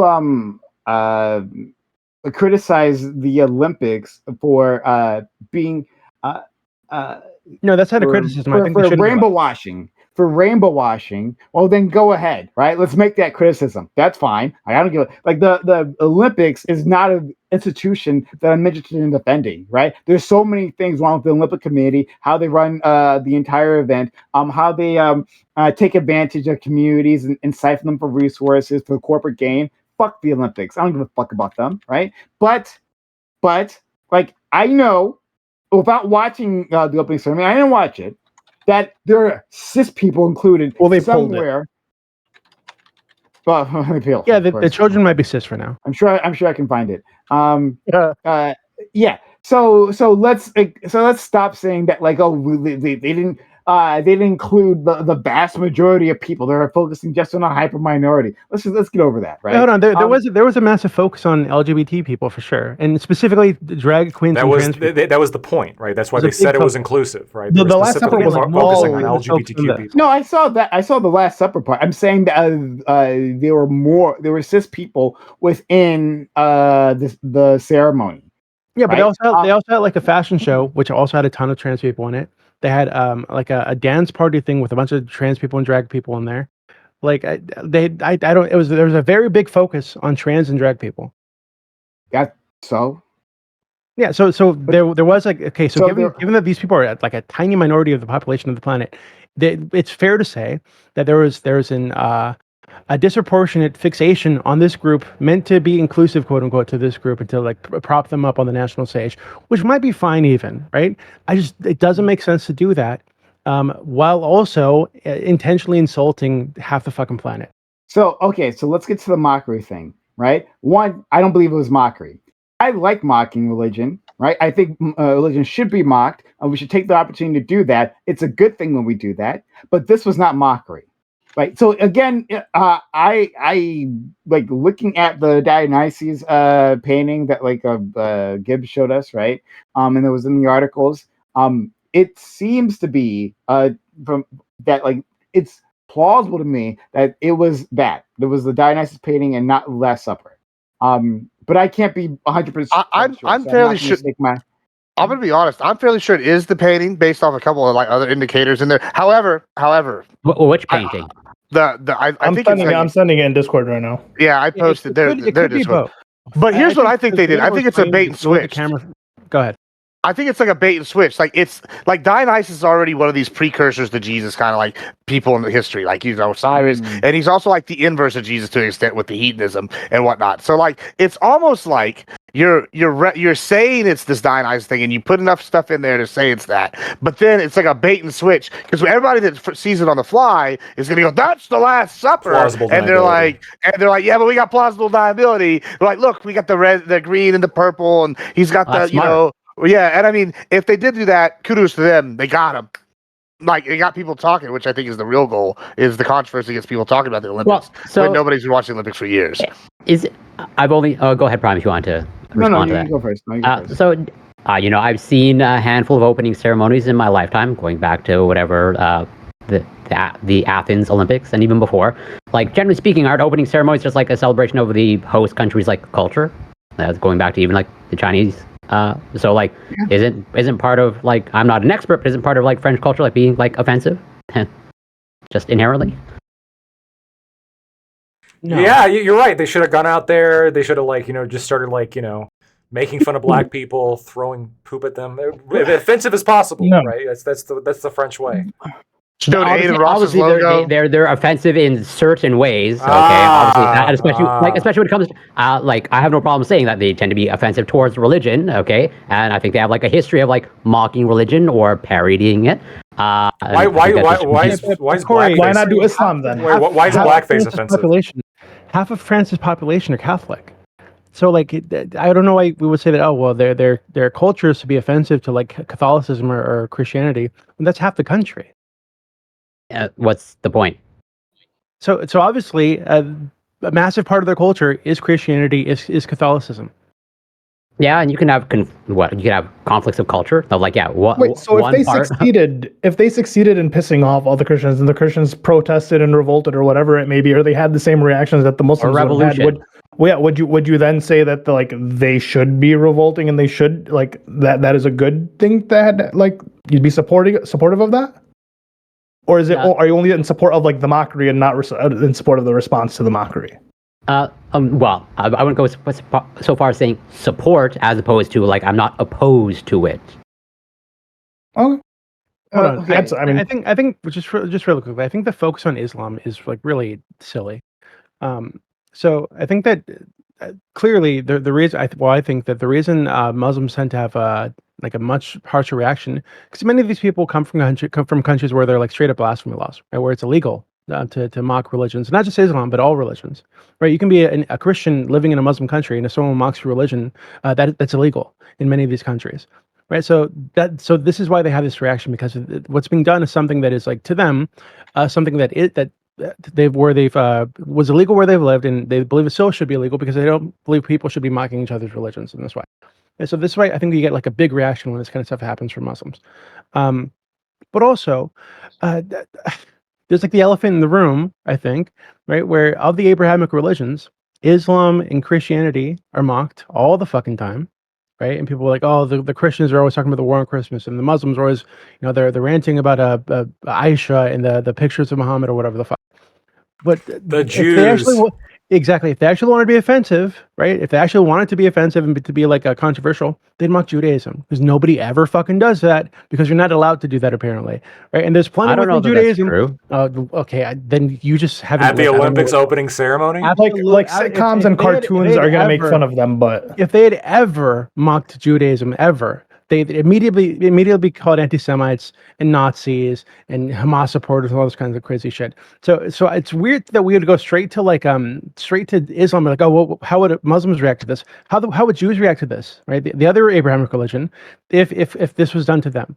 So it's weird to immediately jump to make this a criticism. Have you ever watched Family Guy? Like ever? Yeah, I have. They make fun of the Jews like every week.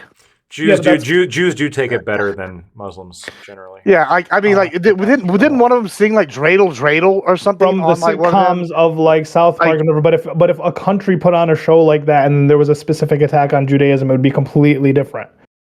So there's a difference between judging Family Guy and South Park and The Simpsons. That's why the Christians were good with the Crusades. If somebody mocked them back in the day, they took them over. South Park has drawn Muhammad, and they didn't pull the episode. I'm not talking about people making jokes about like Jews being like stingy or some shit. I'm talking about like attacks on the Jewish religion, like Judaism.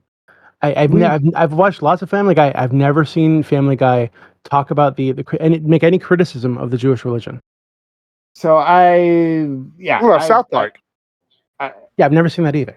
I haven't seen enough to. Eric Cartman calls Kyle every fucking like word you can think of but on Eric Cartman is supposed episodic to be basis. Disgusting. Like what do you mean? No, but so the insults are like pretty fucking harsh and funny though. No, and then even Kyle, they go through a whole they literally have several episodes where Kyle like goes through his Jewish history with his parents, and then like she's like, "Bubba," I don't know the Jewish word. They're very stereotypical. They use the case word fairly often. They'll have the people with the hats and the beards and the curls on and all of that crap. I think Doobie was making a slightly different point. So, like, and you can correct me if I'm wrong, but I thought you were making the point of criticizing Judaism being the religion rather than the individual.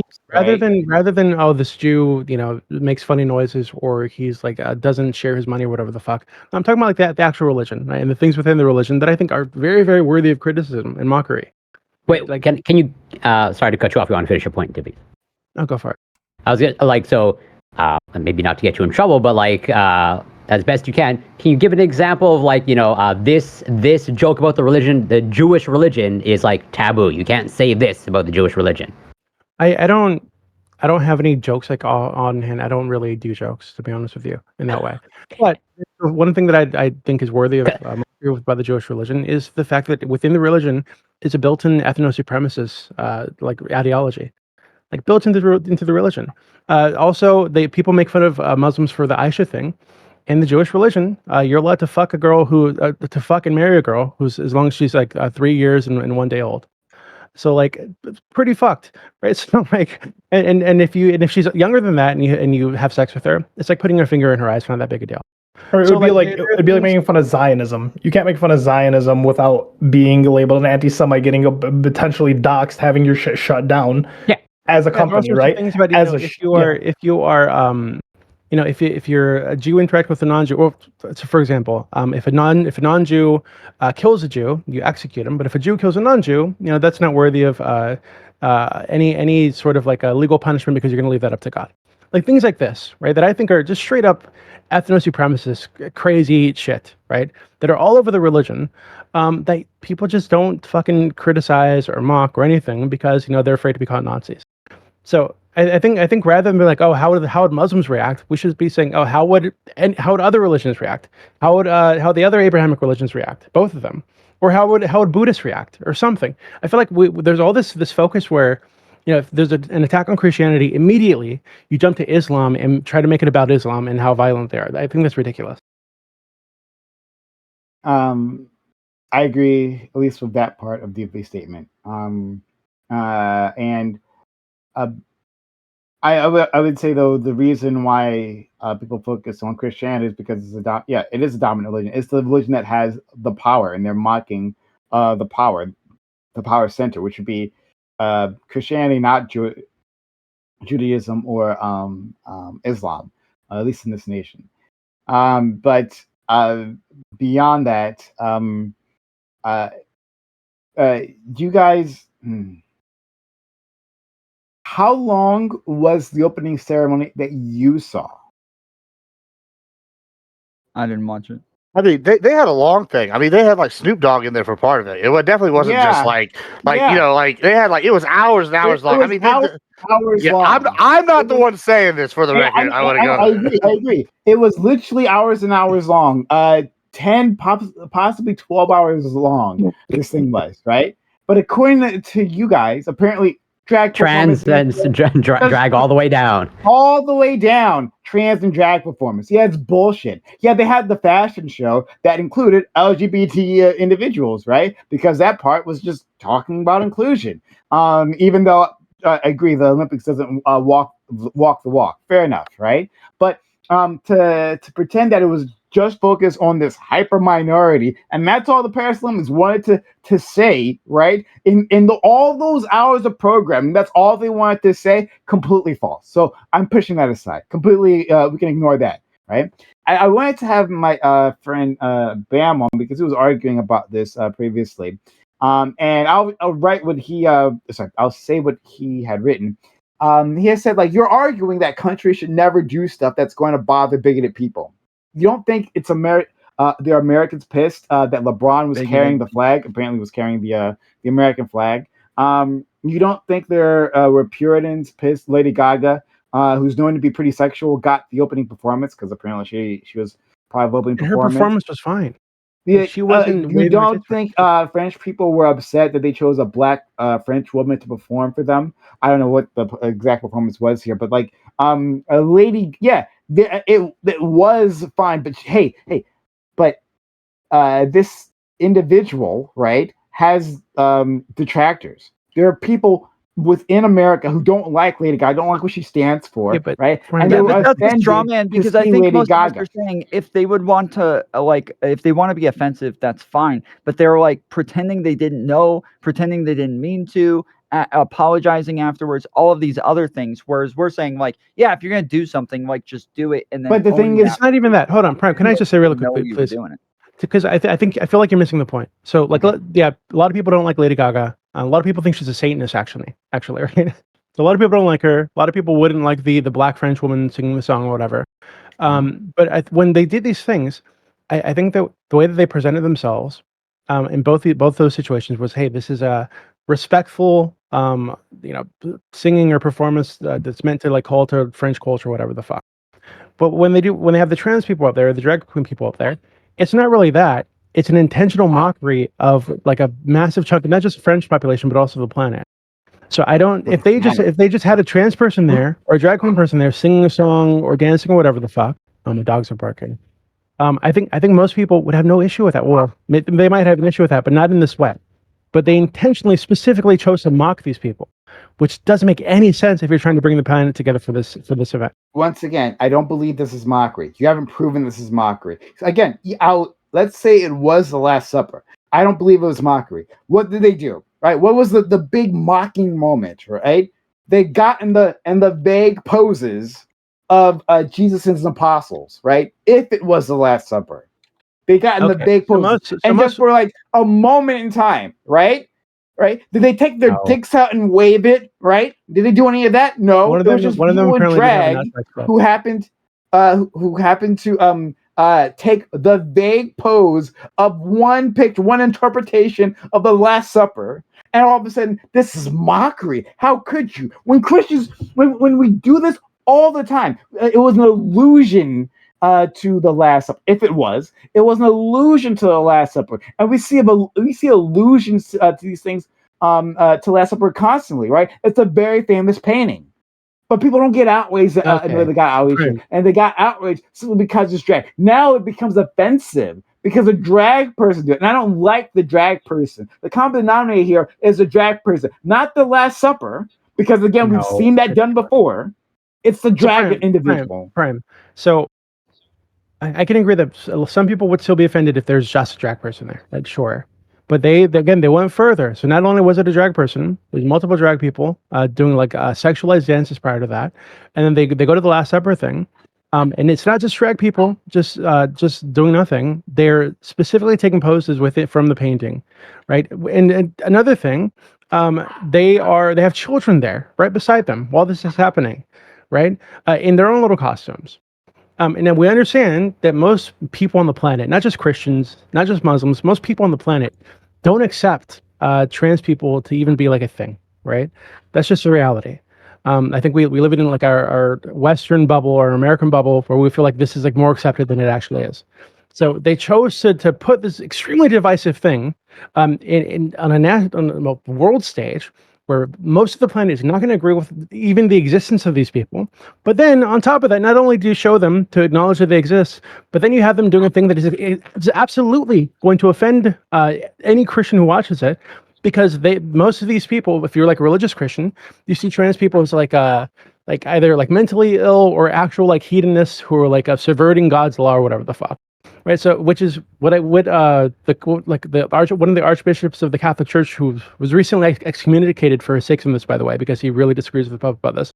That was his take, right? They're intentionally subverting God's law by doing this sort of thing, that's how a lot of Catholics feel. Yeah, that's a lot of Christians feel. Whiny piss baby Christians had a tantrum. Whiny piss baby Christians had a tantrum because they were just imitating the leftists and the socialists. That's what they were doing. They were just impersonating that the world revolves around them. Right, and they got upset because a drag person was doing a thing, right, and that like offends them that their presence was there. No, I hear you. Yeah, I get it. No, not just the presence was there.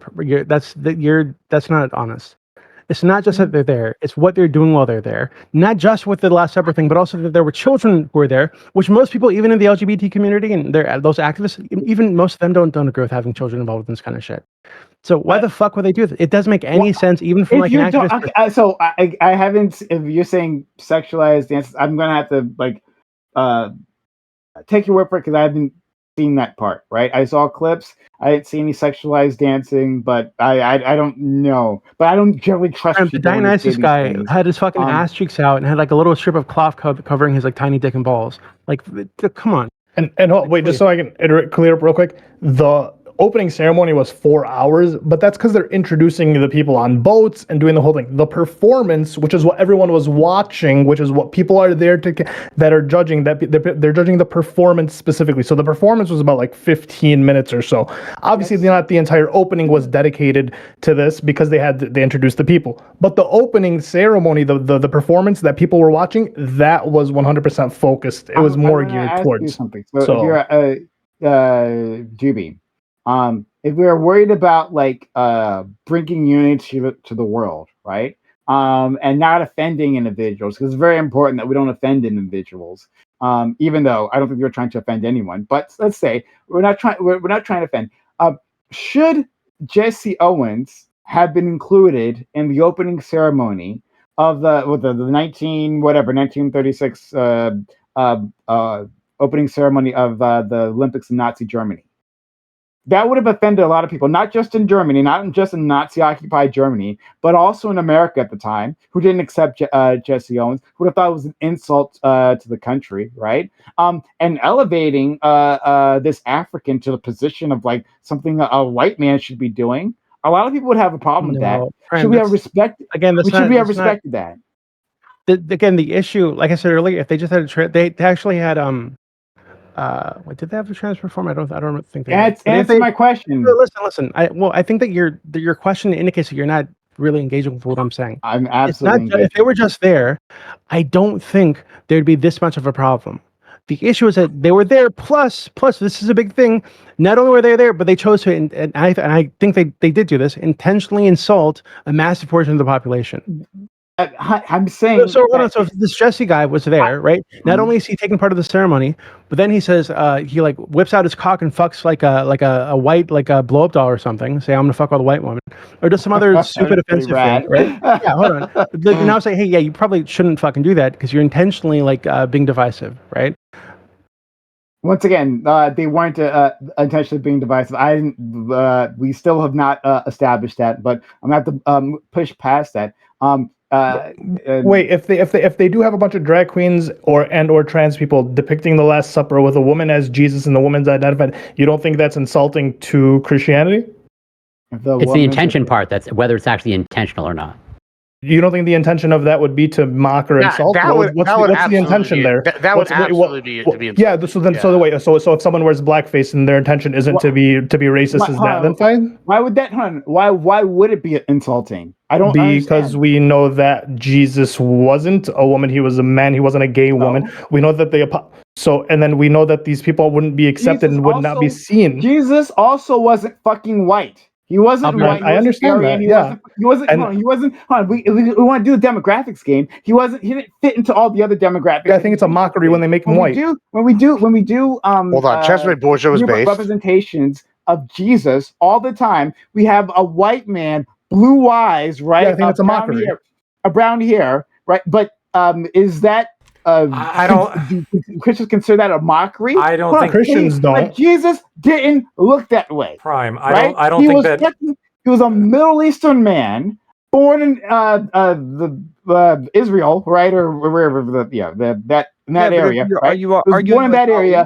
Almost certainly brown skin. But it's not a mockery when a white man embodies them.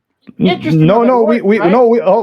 people who aren't white Christians, we do think it's a mockery when you have him going around as a blonde hair, blue-eyed white guy. Yeah, that is a mockery.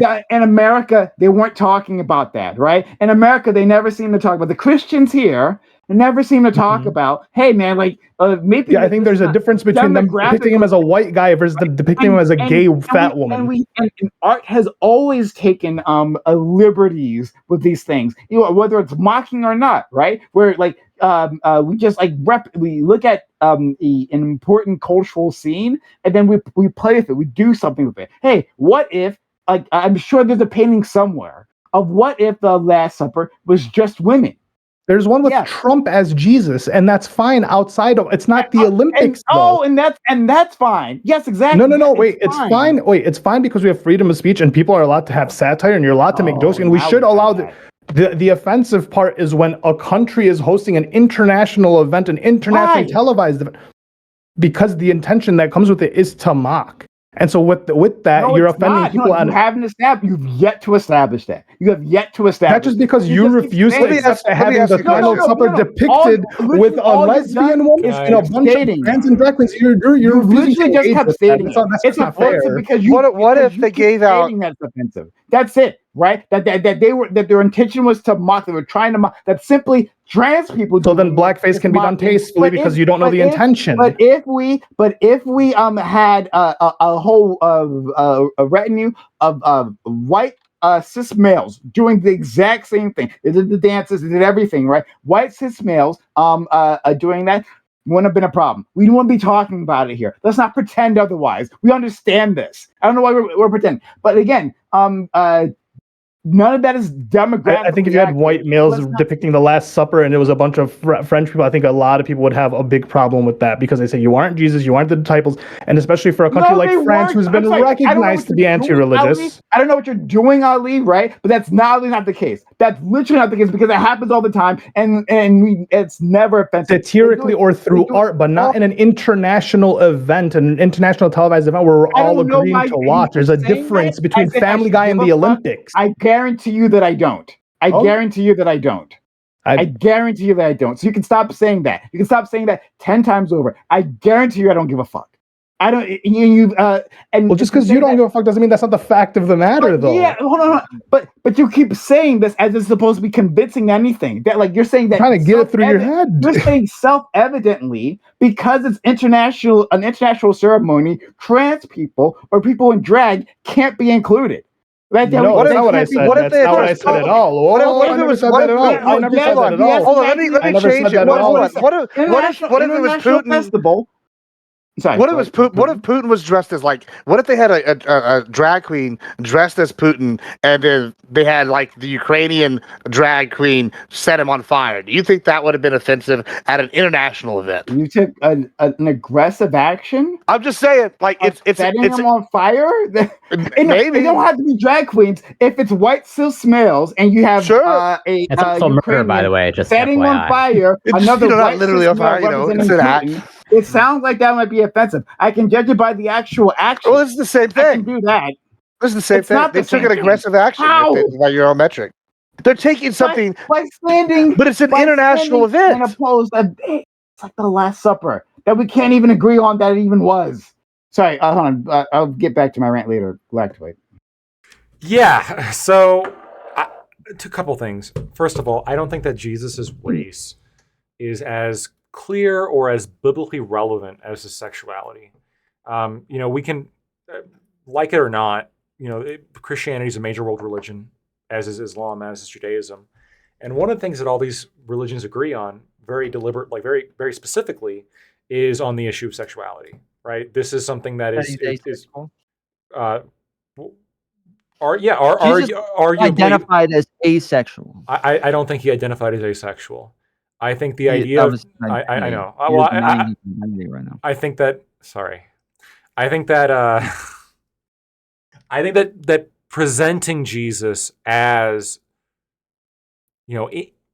sexually ambiguous, potentially associated with gay culture, when the Bible is very clear about that, right?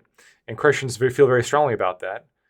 The intention absolutely is to offend. Now the question is, does it matter? Do we really care about people intentionally offending other people? Exactly. Well, you can, I think, rationally hold the position, no, fuck you. We want to be offensive, and you're not welcome here if you're a Christian and you don't agree with this. I think, even we don't want to be offensive, but we're doing it and we don't care if it's offensive. Even that's fine. I think it's the same thing because it's a there's no way. Relevant thing, and so you can say, yes, we know there's going to be offensive, but this is a culturally relevant thing that we've all grown up with as well, and so we just wanted to pick this thing, and we're choosing to do it just because it's culturally relevant. We know it might offend some people, but overall, we're not going to not do it. It's not a might, right? This is more important. It's not a might, though. It's essentially a guaranteed, right? And the question I have for you, Prime, is, I'm curious, could they have done anything regarding this that you would deem to be offensive? Let's say instead of the Last Supper, let's say it was a nativity scene, and you had trans Mary giving birth to trans Jesus, and instead of handing him trans Jesus pacifier, they hand him an HRT syringe. Would you say vaccine? I was about to say vaccine, but if they hand him an HRT vaccine, you need HRT. You got me saying now. HRT syringe. At what level does it have to get? But look, they're just there, man. They're just living their life. At what point does it have to be why is Jesus trans? Why are the three kings trans? Why is everybody involved? Why is there a rainbow flag behind Jesus? Why wouldn't they be trans? Hold on. 1 second. Why wouldn't they be trans? Yeah, why wouldn't they? Hold on, one second. Thank you. I don't know how to pronounce your name, but I'm pretty sure it's not supposed to be pronounced. Abaddon 6666. Who says for $5 on YouTube with their super chat, much appreciated. Says Prime, you're cooking, bro. Let these pro clutchers have it. I will. I'll read those messages all day. But thank you for supporting the channel, guys. If you like the content, if it's evoking emotions, one or the other, consider supporting the channel, subs to the channel, gifting bits or gifting subs. We do need your help to keep this going, so I appreciate you for helping out. But if you're out there, you find yourself unsubbed, consider subbing to the channel, getting your ad-free viewing and our emotes, and supporting this community. We can't do it without you. So help us out. Okay, so I'll go back to your question. Of course, like, once again, I'm fine with mocking religion. I'm more than it makes me happy, right? Let's do that. That's great. But I don't consider this thing to be mocking. So if you're asking me, can the imagery there be mocking at some point? Well, yeah, obviously, right? I'm sure we can come up with something that would be it would show intent to be mocking, right? What if they had a whole scene where like trans Muhammad conquers Medina? Would you see this and say the intention has nothing to do with being offensive whatsoever? A trans Muhammad conquers Medina. I don't. Yeah, drag queen. Sorry, drag queen Muhammad. Like Muhammad, but in a full drag conquering Medina. It's from the Quran, right? I mean, I guess. I mean, I don't is it just because it's religion that you don't care that you don't see it as mocking? But if it was like race or anything else, you would see it as mocking. Because like the argument you're making, why? Because like, what if they? Well, I asked you this, if they did blackface, but they said their intention wasn't to be racist. This is just a depiction of whatever. Would you then be acceptant of that, or would it be like, oh no, obviously they were being mocking? Do you think drag is the same as blackface though? When it comes to religion and depictions of Jesus and the apostles, yeah. You think? I think I would back that. I think drag Jesus. I think depicting Jesus or Muhammad. Drag is similar to blackface. So then it's only offensive when it's there a religion involved, right? So I would say generally. You say generally that drag is. Yeah, it's a mockery. It's a mockery of women. No, I don't think so. I think it's specifically when it comes to like you using it to depict like any prophet. Yeah, then that would be mockery of that. Just like in the same way that any person that does blackface would then be mockery. What? How are these the same? They don't have the same. No, like let's not pretend that context doesn't matter. Yeah, right? there are some systemic issues with blackface that there. Yeah, like I religion, but I think he's just talking about the mockery and the offense, not the. One is meant. They're both meant to be offensive and both meant to mock the person that they're displaying. No. I'm not saying they're the same level of like. No. Drag is not meant to mock anyone. Yes, drag is not meant to mock anyone, but drag in the context of depicting prophets. So when we depict prophets of religions in drag, that is meant to be offensive. We are not even there yet. We're not even there yet. We gotta focus in on your drag isn't offensive. I agree. Okay, great. So drag isn't offensive, no. Right? So a person doing drag is offensive, but a person doing blackface would be offensive because it's not the art form doesn't do anything else but that. Correct? Yes. Okay, great. So these things aren't the same. Now, when you take it and apply it to mocking religious figures, when you're taking a figure and you're painting them the opposite of what they are, knowing that a majority of people are going to take offense, is that not mockery? So, no, I wouldn't assume the majority of people. If we did like I was George Floyd and we had a you don't think a majority of people that are religious are going to take offense, since we know that the religions are pretty big in the world, you don't think a majority of people were going to take offense to depicting Jesus as a woman and like and her being an openly happy gay woman, so on and so forth? You don't think people were going to take offense to that? I don't think a majority of religious people. I'm not sure a majority of religious people did take offense to it. Now, All I know is that very loud online individuals have been talking about it. Have we taken a poll about how people felt about this? Why'd they pull it? I want to point out. Then why'd they pull it? Then why'd they pull it down? Because people yelled at them. That's why. Right? Enough people yelled. Conservatives had a pissy temper tantrum and yelled at them, and to get people to retract all the time. That's why Target, right? When Target had that that inclusive paraphernalia, right? LGBT paraphernalia, like they had that shit out in front, saying like, we as a corporation, these are our values, but then piss baby conservatives made a big stink about it. They cried and cried online. But you're never going to know if you're never going to actually know if a majority of people disagreed with something then. We would have to actually take a poll. We had to actually ask people. Like, yes, were most people actually offensive when they looked at that? If we had, because it's important to take a snapshot at the time of it, right? Because after this, now people are being told they should be they should take offense. So it's more difficult after the fact.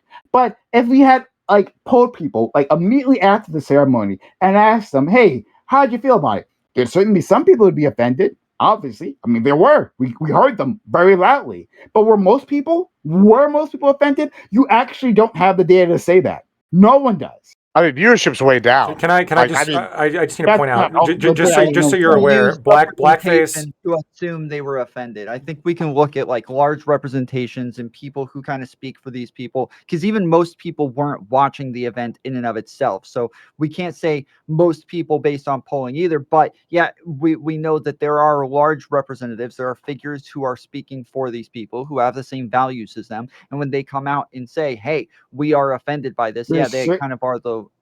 No, they aren't. No, you have online personalities. It's like, I'm sorry, I don't know why. Like, it's like you guys are new to like online outrage. It's weird. When we get to these moments where you guys like, it's like the first day on the internet. There was an online outrage, right? And on Twitter, oh boy, people are mad, right? And that and apparently for your newborn brains, this means, well, I guess everyone's mad. I guess a lot of people are mad because they're talking about it on Twitter, right? There's a Twitter outrage. People are mad on the internet. That must affect, that must be representative of the entire population.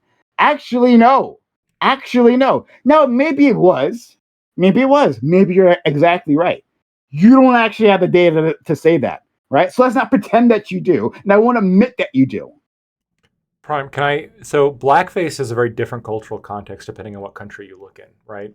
So, for example, let's say like the Olympics was hosted in the Netherlands, they have a very different view of what blackface is, like whether it's offensive or not, as compared to America. If they put on blackface at their Olympic ceremony because they see it differently, would you have the right to be offended or no? No, I hear you. In terms of different cultural contexts, I think that's a more nuanced argument, and where like one culture looks at it differently than another. I think that one's a bit more fair. But that is the criticism here that do be made, which is, look, we live in there's no such thing as one Christian culture, right? We live in a country in which there's many different Christian countries, like African countries, for example, that are incredibly religious. And Christians generally around the world agree on this one thing, that it is blasphemy to attribute LGBTQ to Jesus, right? In the same way that like maybe the French don't give all that much of a fuck because of their culture, but also the Netherlands might not give that much of a fuck about blackface. But in America, blackface is a very different connotation.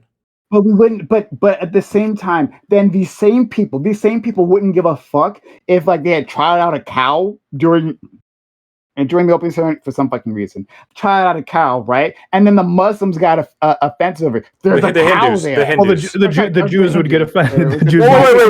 If they brought out a cow that looked like the sacred cow, and then they slaughtered it on stage or something, I would absolutely understand why Indians would be offended, and I would say that shouldn't be an Olympic thing. No. I'm saying that the people loudest about this, right, would be perfectly okay with like another religion being mocked, because from their perspective they're okay. Like, so I'm saying that you and I hear you what you're saying. You were saying that cultural context matters, and that's fair, right? Yeah. That's fair, and I'm agreeing with you, right? But I'm saying a lot of the people, the loudest people here, not here physically, but like in this conversation, actually don't care about that. It's more that. No, like, I know. Hold on. They're coming at this because they are heavily religious. They're heavily Christian, and they don't like it that you've insulted their religion. I understand why a lot of Muslims were against us too. Sure. Well, of course, because Jesus is a figure in Islam as well, right? I'm sure they're also offended to some extent. But what we're saying, the people on this panel are saying, Prime, is that yes, they exist, and obviously everyone's going to be really offended if their particular thing is insulted.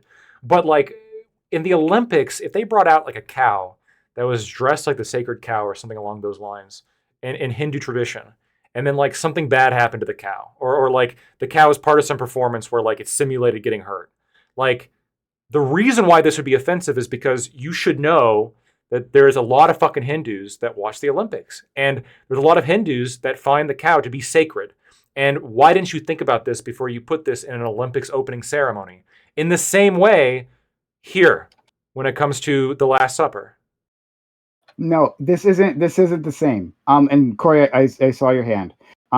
This isn't the same because they didn't do anything bad to Jesus, right? They are like, again, if it in was accordance to you, that's not fair. They think that they did something bad to Jesus. In accordance to you, someone who's not religious. They made Jesus gay. Lactoid, hold on, a woman. Lactoid made a very specific he created a very specific situation, right? He said if they brought on a cow and they sacrificed the cow, it was her. Why would that be offensive if they sacrificed the cow? Because Hindus believe that the cow should not be hurt or eaten.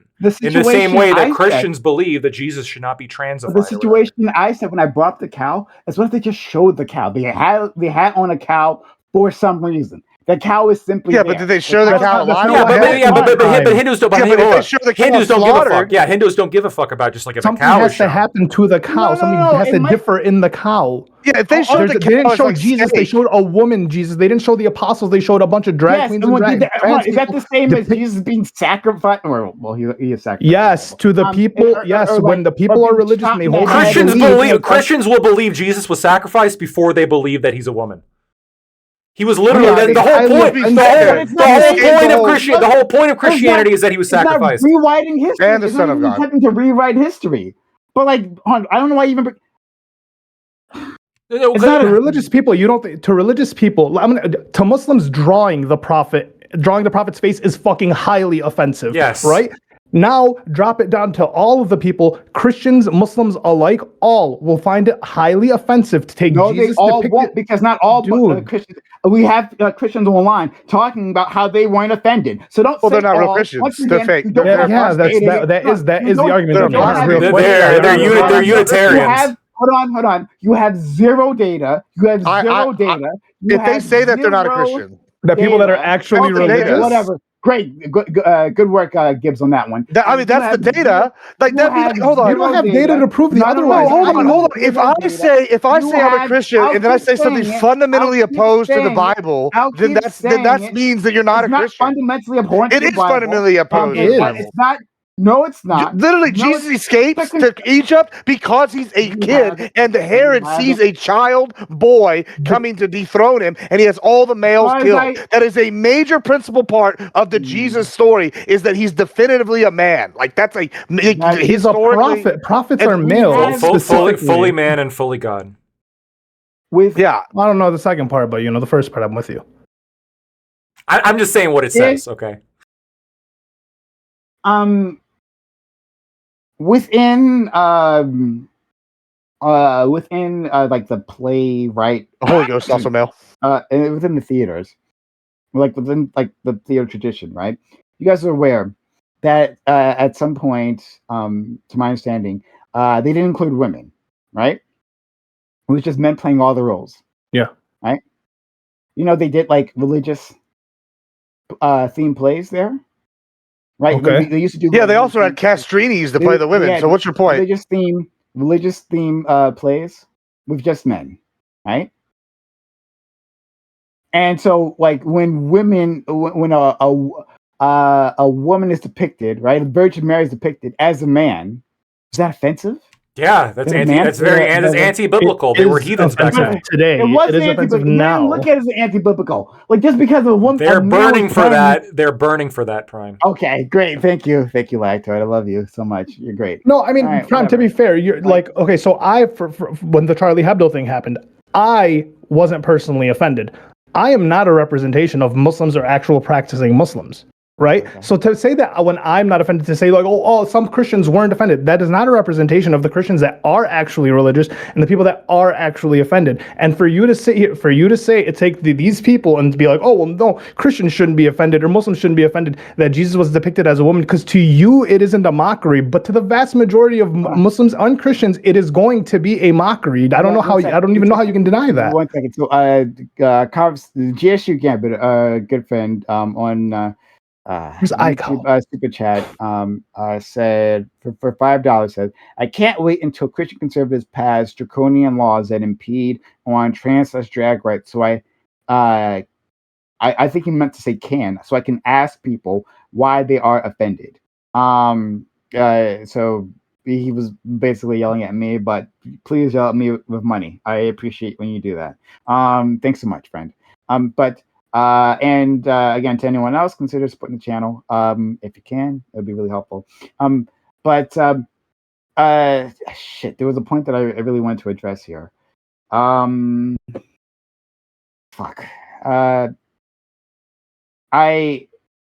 I was saying I'm not representative of the religion, and so the people that are religious are going to take offense to it, and that you can't say that like a majority of religious people didn't take offense to this, because it's obvious that they would have taken offense to this. We would have also been like critical if the Olympics, like just like their opening ceremony was just like a depiction of Muhammad.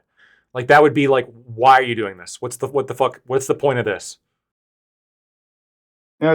Okay, and we would say it was offensive, and you could say that, you know, they didn't intend to be offensive, but I mean, it doesn't matter what they say the intent is. If the people were offended, to Lactoid's point, if they were in the Netherlands and they did the blackface, you didn't really answer. Would you have a right to be offended if in the Netherlands they wore blackface, even though in their country, know the audience, right? This is an international audience. You got to be a little bit more careful.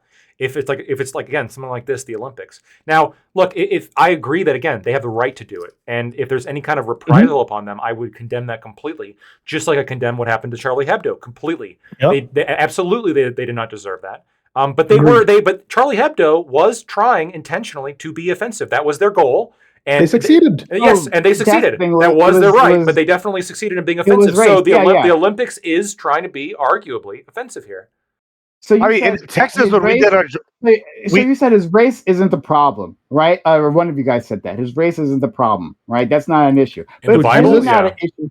It's only not it absolutely. First of all, it absolutely is an issue. It absolutely is an issue. Like race wasn't a thing back then. Hold on. There's a reason they depict him as a white guy. Lactoid. Hold on. Thank you for Cesare Borgia. He was the bastard of a pope. So he can look like us. That's the point. Hold on. Thank you, Lactoid, for trying to explain something that I've said many times. That race is a brand new concept. You're welcome. Thank you for explaining that. I can help you again. Yeah, no problem at all. I reminded you. But his race. The reason why his race for you, sorry, not for you. I'm going to put you in this. The reason why his race is generally uncontroversial to people is because he's depicted as white. At least in this country, I mean, right? He's depicted as white.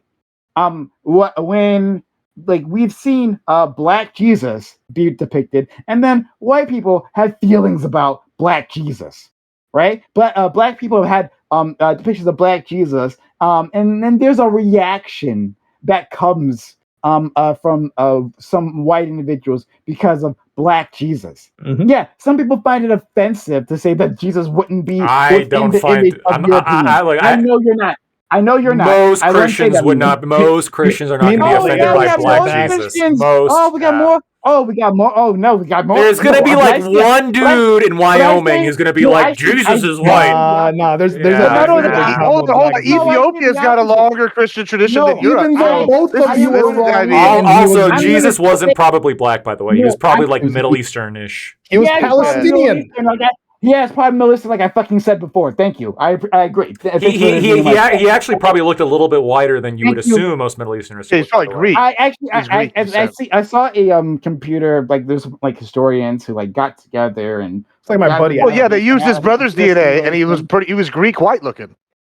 No. That I don't know. I don't know. Yeah, John. Hold on, shut up. I don't know what you're referring to. I'm saying they're like Christian scholars had gotten together. Oh, his cousin. I don't know what to. Oh my God, shut up. Let me say the thing.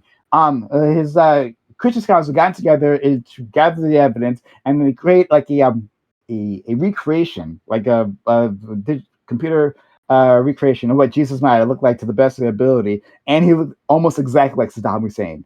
He looks like Frank Zappa. He looks like Frank Zappa. That's all he looks like. Yeah, or Frank Zappa. Yeah, sure. But so the point is that you can simply state, I guess most Christians wouldn't have a problem. I can say the opposite, right? I can just state the opposite. Then I guess most Christians would be offensive. More white Christians would be would find it offensive to have a black Jesus. I can just state that, can't I? I mean, you can, but I think that sure you can. I mean, you can say whatever you want. It's your show. But like, I certainly did. That's fine. I'm not saying you can't say that. I'm just saying that, like, for the rest of us, it's kind of hard to like suspend our disbelief here when we can't see like a difference. At least, like, especially when we look at the globe currently, when it comes to how like race is portrayed here in Christianity. Which when we look at like Africa, for example, which is one of the most Christian places on the planet, and it's like full of like people who would look black when you compare it to like a black Jesus. But when it comes to like gay Jesus or woman Jesus, there's not a lot of adherence to that particular theory. In fact, I can't think of like besides maybe some Unitarian church somewhere. Was the performance saying that? In case you didn't know, Christians, Jesus was a woman. Did you know? That's the insinuation. Today I learned that Jesus was a woman. Right? I was watching. No, that's the mockery. The mockery is, hey, look. And apparently, Jesus, like the message was that Jesus was a woman. Was that the message? Like, hold up. That's the only message that I took away from it. They were informing the audience. Did you know? We're reading through the Bible just the other day. And it turns out Jesus is a woman. Was that the message, Lactoid? That's the only message that I took away from that whole fucking performance. No, Prime. If they had all the Cirque du Soleil clowns do the depiction of the Last Supper, right? It wouldn't be saying that, oh my God, Jesus was a Cirque du Soleil clown. That wouldn't be the implication, but it would be making fun of them and calling him a clown. Clowns. Exactly. That would be the joke. That would be the mockery that Jesus is a clown and his apostles are clowns. It's not that there was a drag person there. It's not that there were women on stage. It's not that. It's the fact that they took this image, a specific image, a world-known image, took a world event and decided that was the time to display this image. It has nothing to do like specifically with, oh my God, drag queens and trans people. It's the specific image that was used. In addition to Dionysus being shipped out in front, which to Gibbs' this point is like the Lord of debauchery and degeneracy and whatever so have you. So like, yeah, it's the combination of these things in this, and this is art meant to be interpreted by the world. And it seems to be maybe not a lot of people, but the loud majority seems to agree that this was pretty mocking. I agree with that part. I mean, yeah, sure, you're not religious, so it's not going to offend you. So like you can't see it from their point. But I mean, that's not like a fair argument. I'm not saying that people weren't. I'm not saying that people weren't offended. I never stated that people weren't offended. Of course, people were offended. But you made the statement, that most Christians were offended, and that's what I took issue with. Let me ask you this. But then wait, can you answer that one question though? If the Olympics were in the Netherlands and the blackface thing happened, would it be fair to assume that most black people would be offended by seeing that? I'm saying a lot of people would be offended. However, would it be fair to assume that most black people would be? However, should we if there is a really simple question. Do you think most black people would be offended if there was blackface shown at the Netherlands Olympics opening ceremony? I absolutely did. I literally just said yes.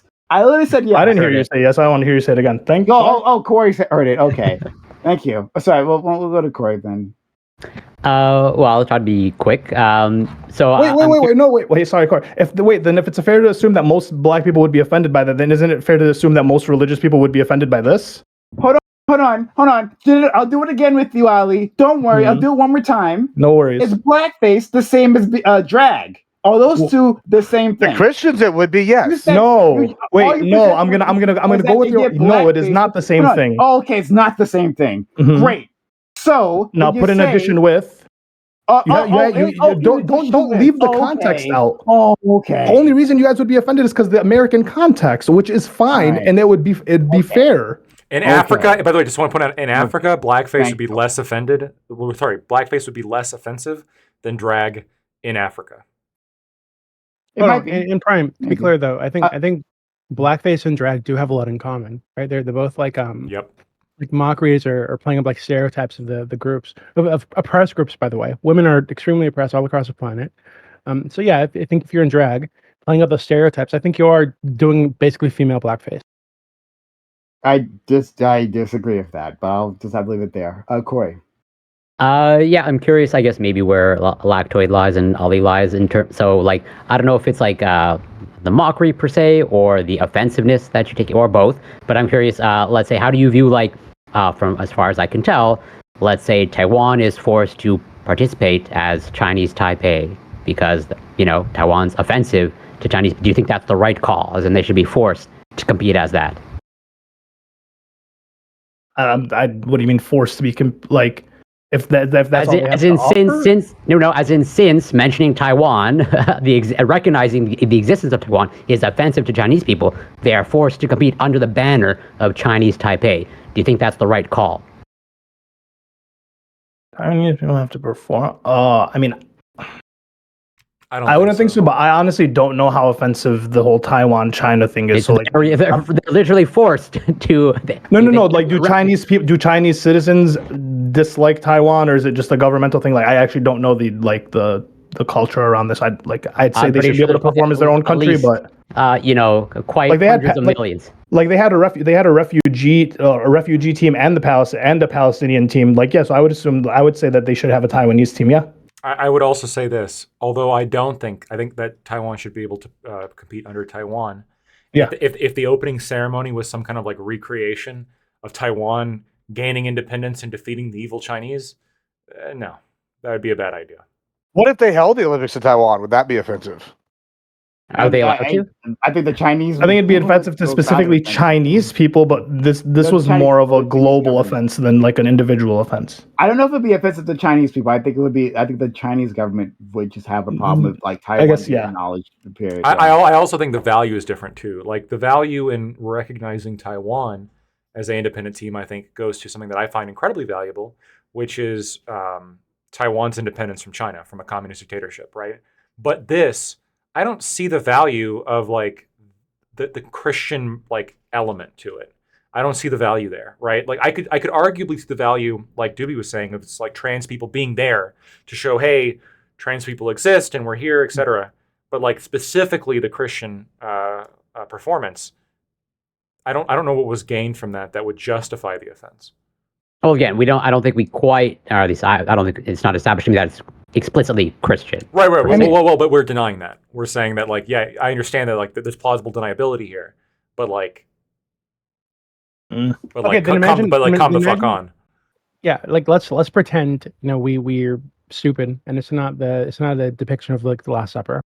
The other option is what they're saying, literally associating trans and drag people with the god of like hedonism, which is fucking crazy to me that they would do this. So like, is that any better? And if it is, how? And if not, then why the fuck does it make sense to even include that? Because I think perhaps the performance, once again, specifically the dance show, the like ceremony at the end would have been specific to that, which is why Doobie's kind of pointing that out. Sorry, you looked like confused or annoyed when he said like, why are trans and drag queens being associated with Dionysus, and you kind of seemed to be annoyed at that. I was just trying to piece his words together, but it's fine. Isn't this every Pride parade though? Like there's always this like there's been consistently there's association with like non-straight relationships and just like total sexual debauchery, right? Balls, dicks hanging out everywhere, like a bunch of people dancing. I don't think there's dicks hanging out in pride parades. in Pride parades are actually that's not a pride parade. Like, sorry, go ahead. I mean, at the pride parade I went to in San Antonio, they had dicks hanging out. See, Just Admiral saying. Gibbs right there, dicks hanging out. Pride parade you just went to. Yeah, that was like a couple weeks ago. A couple weeks ago. What do you think about that, Prime? You're a dicks hanging Well, out. given Gibbs was there.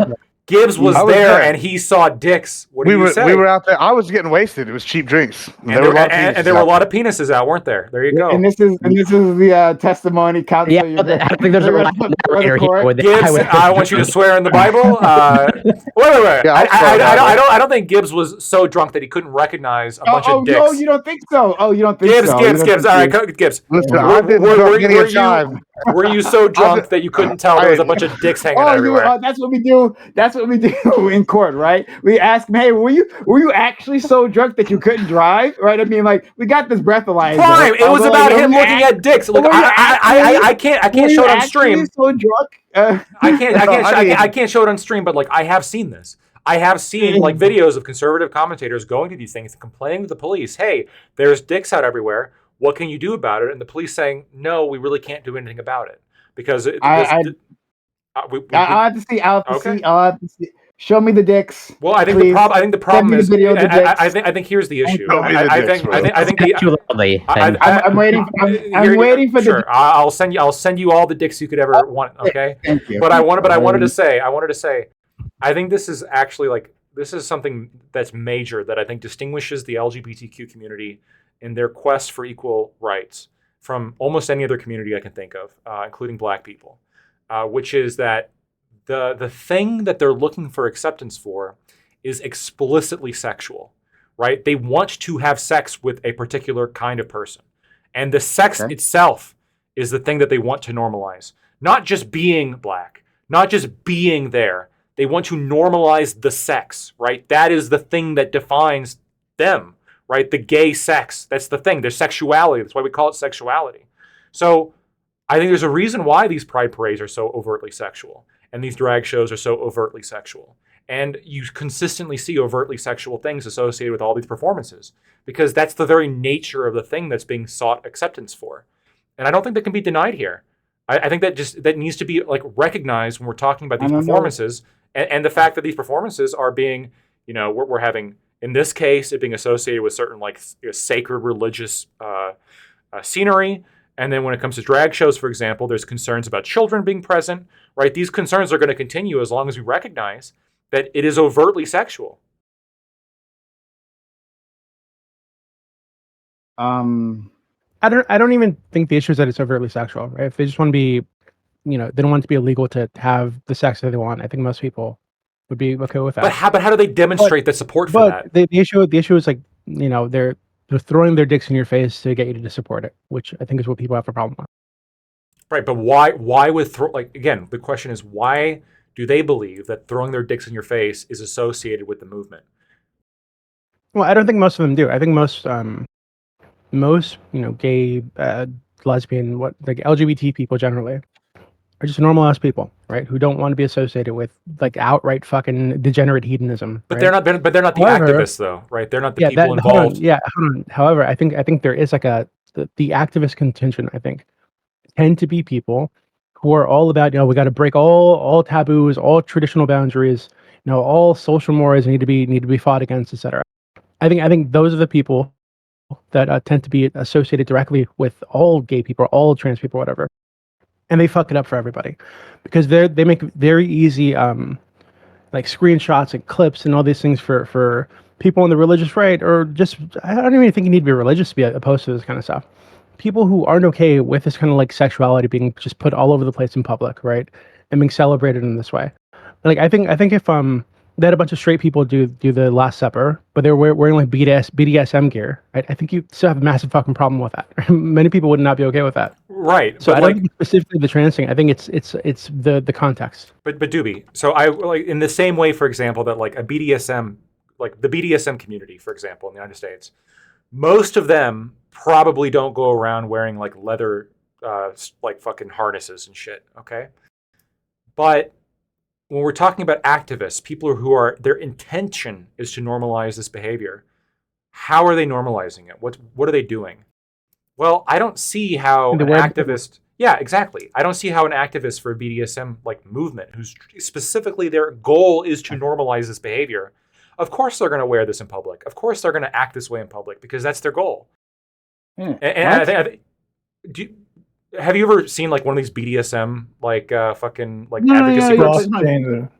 But hold on. Why are you associating a BDSM advocacy group with gay individuals? Unless you're just changing the subject. If you're changing the subject, saying the advocates of the groups are going to perform. Yes, there is a level of performance when it comes to advocacy, right? When you advocate for something, there's a level of performance that is with that. And when you're advocating for something sexual, you're going to have sexual performances. When you're advocating for, right? This is what we've seen consistently. I don't. Otherwise, gay pride parades would be guys holding hands and not making out. That's exactly. If they were just trying to demonstrate relationships, it would be them holding hands, them going on dates. That would be what a pride parade would be. Rather, when you go to a pride event, typically it's a huge party. It's a huge party, which is fine. There's dicks everywhere. And it is a bunch of people wearing scandalous open outfits. tongue kissing. There is a lot of short shorts and tank or like fishnets, and a lot of people are naked, which is fine. But he's saying that his point, if you're going to be an advocate for something that does innately have to do with sexuality, there's nothing outside of the thing that you're advocating for, unless it was relationships. But if that was the case, they'd be walking, holding hands, not making out in the streets. Gay pride parades were outrageous previously, and the thing that they were actively fighting for at the time was to get married. That was the fight. The great gay pride was happening, and people were still being outraged for whatever reason. But at the time, like before it was legalized in this country, I don't remember so many dicks. He doesn't remember all the dicks. He doesn't remember. I don't remember all the dicks. I just don't. The dicks have faded into memory. Maybe I'm a victim of like Turning Point USA, but yes, dicknesia.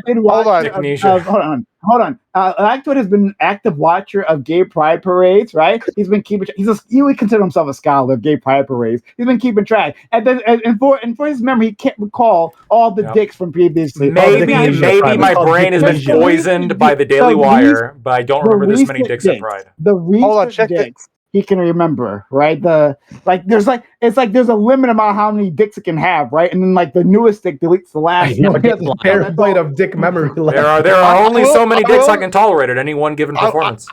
I will say a couple things. If you go, when I was there, the Pride thing was like, all day long. They were having a parade like all day in a certain area. It was all blocked off, and stuff like started around like 6 p.m. to like 9 p.m. was pretty tame, and then it got pretty wild. I will say this, though. I've also been to Hedonism Fest in New Orleans, and there's a lot of people that are naked walking around there. There was less naked people at Hedonism Festival than there was at the Pride Parade here in San Antonio that I went to. I'm just saying that's a little sussy whenever you're going to a Hedonism Festival and there's less nudity than there is at Did you go to the same one the Workaholics went to?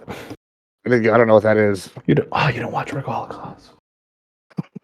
Sorry, move on. It's fine. I don't know. I wanted to watch that show, but it wasn't streaming.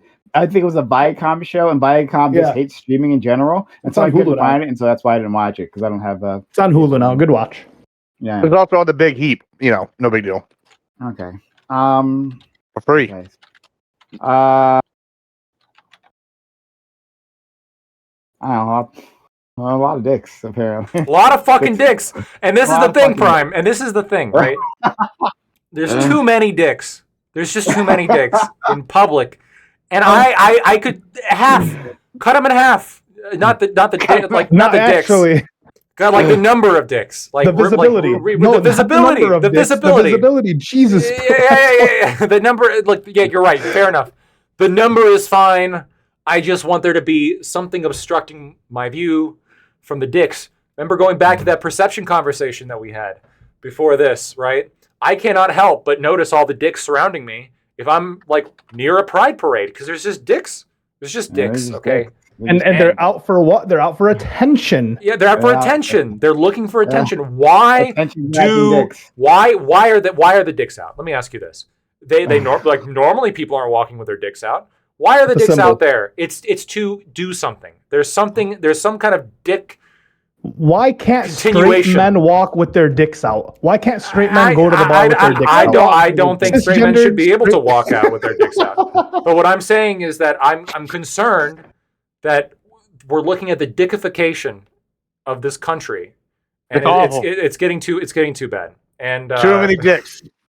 Lactoid's anti-patriarchy. Look at that. I'm going to put the perfect song for you, Lactoid, in the Discord chat. It's from Flight of the Conchords. I'll I think take a you'll enjoy it. But for real. It better be It's Raining Men. If it's not It's Raining Men, you really missed it. I'll take a look at it. But I just wanted, like, in all seriousness, like, the reason why there's all these dicks, again, is because the activist goal here is to normalize, right? That's the goal. That's always the goal. And when you look at that, you think, okay, like, I understand, but is this goal overlapping with potential concerns that we have here? Is this goal overlapping with concerns regarding exposure of children to sexuality? Is this goal overlapping with, hey, the Olympics is supposed to bring people together. We're fucking doing the Last Supper, right? Maybe, shit like this. Friend, it's like, I would say that, like, you are engaging in a bit of observational bias here. You don't. I'm guessing, like, and maybe you can correct me if I'm wrong. Right? I'm guessing you don't engage within the gay movement. I don't. Within the gay liberation movement. I'm guessing like you haven't, like, really been a part of that struggle for very long, if at all, right? So the thing that you would probably be accurate to say. Yes, go ahead. Okay, great. So the thing that you can engage with is the most visible part of, like, gays asserting themselves, right? And that would be Gay Pride Parade. And that's dicks. The thing that you can, and all the dicks that just appear around Lactoid. Suddenly dicks, maybe they're offering you something, maybe, friend. You're a very handsome guy. But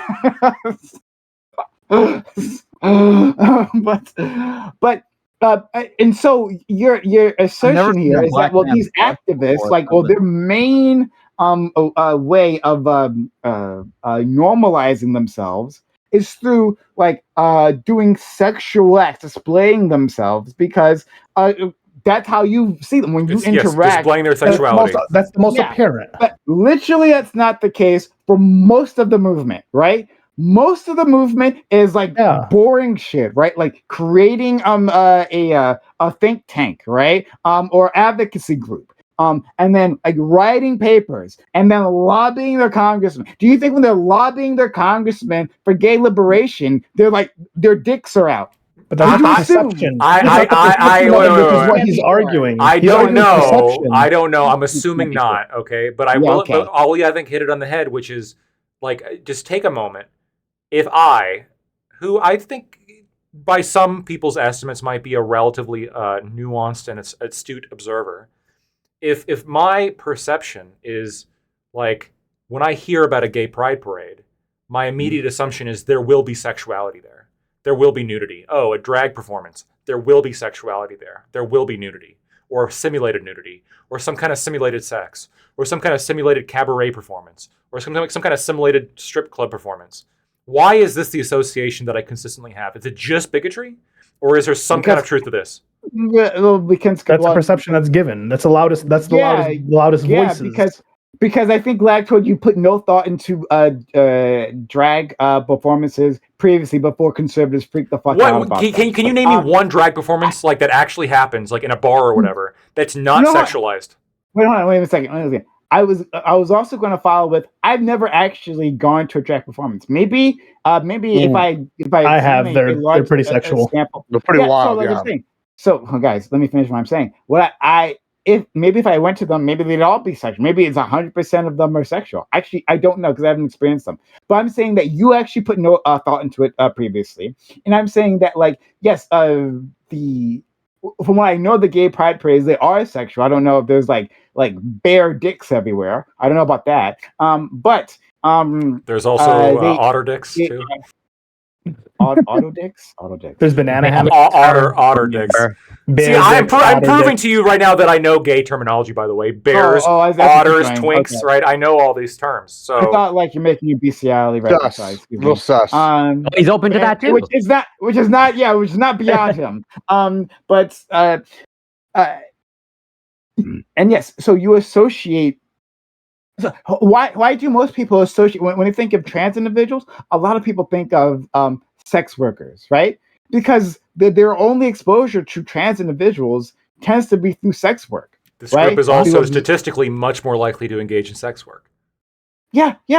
But that's not like all of them. Is that a real like association that people make? I mean, other than like the lady boys or like Thailand or whatever the fuck, I've never heard of that being a big association. Oh wait, but Prime, to Lacto's point, if that's the only thing that's being shown, right? If these are the loudest people, so like on TikTok, it's the trans activists, and it's usually they're obnoxious. These are the things that's being shown. Obviously, like he's not going to know.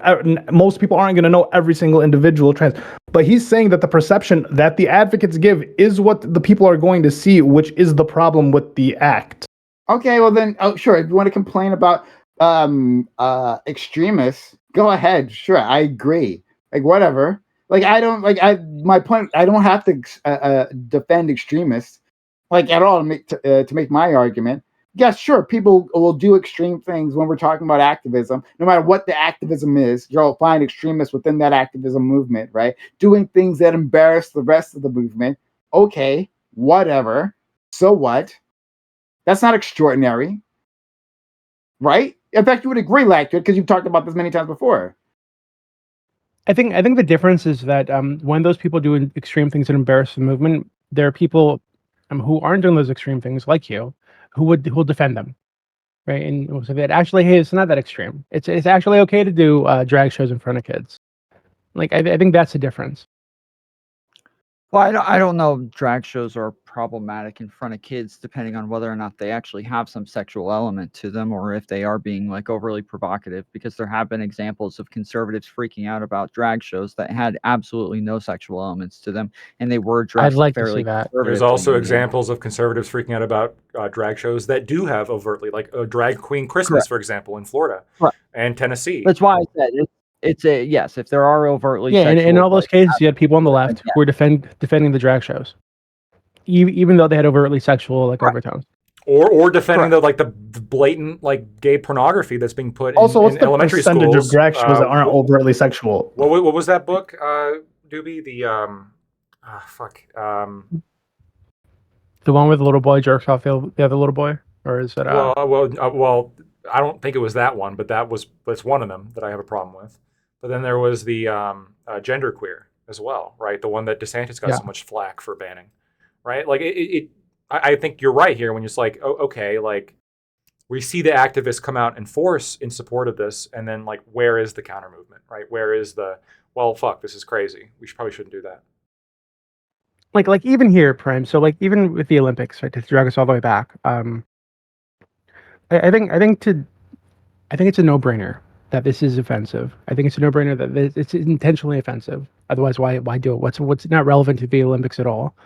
But even if we were to leave that alone, right, you still have overtly sexualized people with children dancing on stage on international television, and you're still here defending it. So, like, at some point, it's not just that extreme people do extreme things, it's that extreme people do extreme things and people who aren't extreme defend them. So I didn't see the whole performance, so I honestly cannot judge the whole performance. I'm just talking about this moment where supposedly they did the Last Supper stance, right? That's the only thing that I'm talking about. So I don't know about the rest. Maybe the rest I'd find objectionable. I don't know. I to be honest, just haven't seen it. Just saw the clips. But because I don't give a fuck about the Olympics. Except for USA winning the most gold medals, because fuck yeah. Based. But so I haven't defended anything else like that. My defense has been narrow here. Right. That. But Prime, to be clear though, that also happened during this portion of the ceremony show. So right behind Dionysus with his ass cheeks out and the little piece of cloth covering his dick, were children, like on either side of him. So like, yeah, it's pretty fucked up. So okay, I think hold on. If that okay, all right, well then make that your objection, right? That's if part of the that's the objection. But that wasn't the objection we've been talking about the entire goddamn time, right? You brought it up previously, you did, but I'm saying that wasn't the focus of the conversation, and that wasn't the focus of most of the criticism made by conservatives. I'm sure some of them made that objection, but like the focus was on the Last Supper image. Let's be clear. So that was the problem, right? Hold on. And so that's the thing that we were addressing. All of it though. So it's not even just the Dionysus thing. It's also the Pale Rider thing that I mentioned earlier. The four horsemen of the apocalypse thing. It's also the fucking the Marie Antoinette thing, right? That's also something people are really offended about, upset about, because they had like I'll post a picture in our group chat for you. Yeah, but it was the whole performance. Antoinette thing. Yeah, the whole thing was intentionally provocative. The Last Supper was just like the direct thing that you could point at and be like, this is an addition to like the nail in the coffin. I haven't seen all of it. So I'm not going to expand my defense for things that I didn't see. So I'm not going to. Well, Prem, like imagine that I'm telling the truth, right? That there were children behind that guy. Who was wearing like some kind of Speedo thing with his actually I don't think it was a Speedo because it looked very loose on his dick, or he just has an extremely tiny dick. I don't know. It was like flat, but his dick was there. I assume under that piece of cloth. Okay.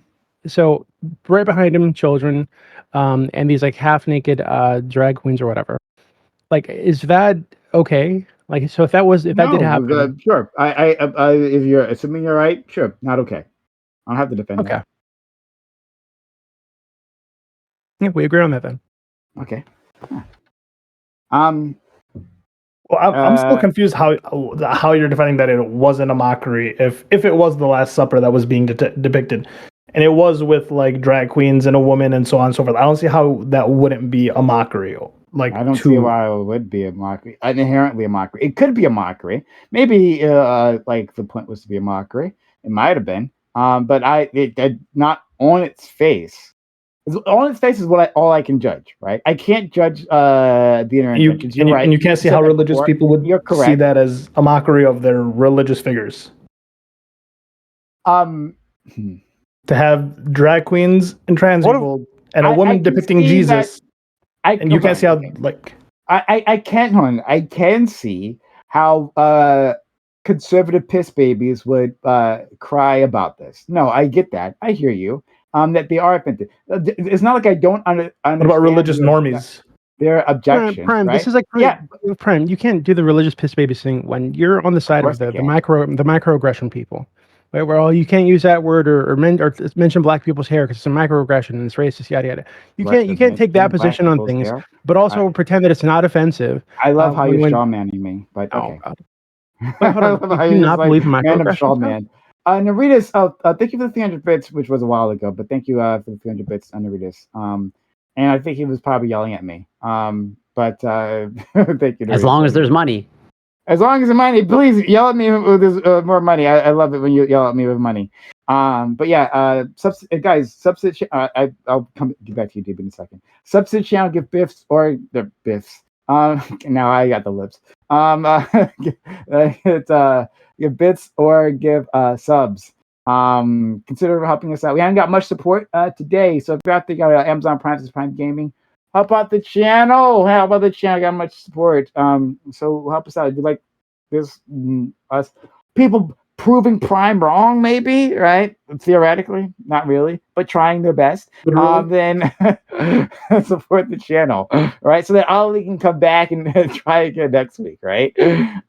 Thank you, Ico Rich, for the 300 bits. He says, from the French Revolution, we have the following quote: "Man will never be free until the last king is strangled with the entrails of the last priest." Holy fuck!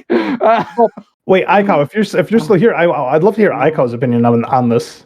Well, what he's saying is that man will never be free. Quote: "Man will never be free until the last king is strangled with the entrails of the last priest." End quote. And then almost like I was saying earlier. This is totally on brand to France. I think I'd have the same response to Aiko that I did to Corey, which is that half the population of France are Catholic. Right? The vast majority of the population are religious in some way. So like I don't know why I would say that the culture for France is to like mock Christianity or mock the church or whatever. It's I don't know. Okay, it might be like a subculture or one of the cultural strains, but I don't think their government is like anti-religious or whatever. Yeah, well, they're anti-clerical, I believe is the word that Aiko likes to use all the time. Yeah. Hold on. 1 second. I think you're 300 bits from Neritas who said Bad Faith asked tonight. I'm guessing that's directed at me. And that's okay. We still love you, Neritas. Anyway, we're close to a hype train. Guys, consider helping us out. Help us get to a hype train. Help us pay for this channel, for this content, right? These people to come together and to get highly upset at each other over drag performances, apparently, right? And all the dicks. And all the dicks. And all the dicks. Considering how Admiral Gibbs being a real one, helping us out. Hey, on that note, I actually have to leave because the store closes in 45 minutes, and I have to get back go. So, okay, I'm paying to leave. Thank you for having me. Y'all be good. Because of the kindness of our friend Admiral Gibbs, we are at the level 1 hype train, 36% done. That's oh my god, I'm not mathing today. I can't do the 64% left. Yeah, this is what happens when you challenge God. Okay. 64%. Took your speech from me just like the people at Babel. 64. 64% left. Hope us get to a level 2 hype train. Something you give bits or give subs. If you're out there, now's the time. Perfect time. Get your emotes, especially hype train emotes. You'll get after viewing and our emotes, and you'll keep me up and running and keep me warm at night. So if you like the channel, support, like the content, or even if you don't like me, right? If you like the other people in the plays they were making, consider helping out the channel. Buy a sub to the channel, gifting bits or gifting subs here on Twitch. If we're on YouTube, I'm still keeping track of super chats and memberships. So if you want to support there, that'd be fantastic as well. Help us out. So anyway, 3.5 minutes on this hype train. Help us help save the hype train. Keep it going. All right. So one of you was going to say something. Well, yeah, I was going to I guess maybe push back on what Dubu was saying. Was like whatever, half the population of France is Catholic. I don't know if I'm totally speculating, so I may very well be wrong. But I believe I would suspect, or I'm speculating that they're Catholic in the same vein as, like, let's say iCal Rich is Catholic. As in, I don't know for sure, but I'm reasonably sure he's okay with mockery of the Catholic faith or the Christian faith.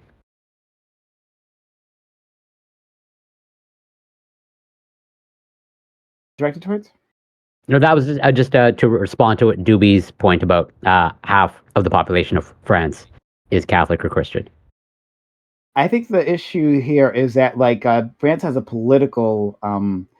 You'll have Aiko is the best person to actually make this case because he knows the history here. But they have a very specific political tradition, which is anti-clerical. They're the anti-religious in their.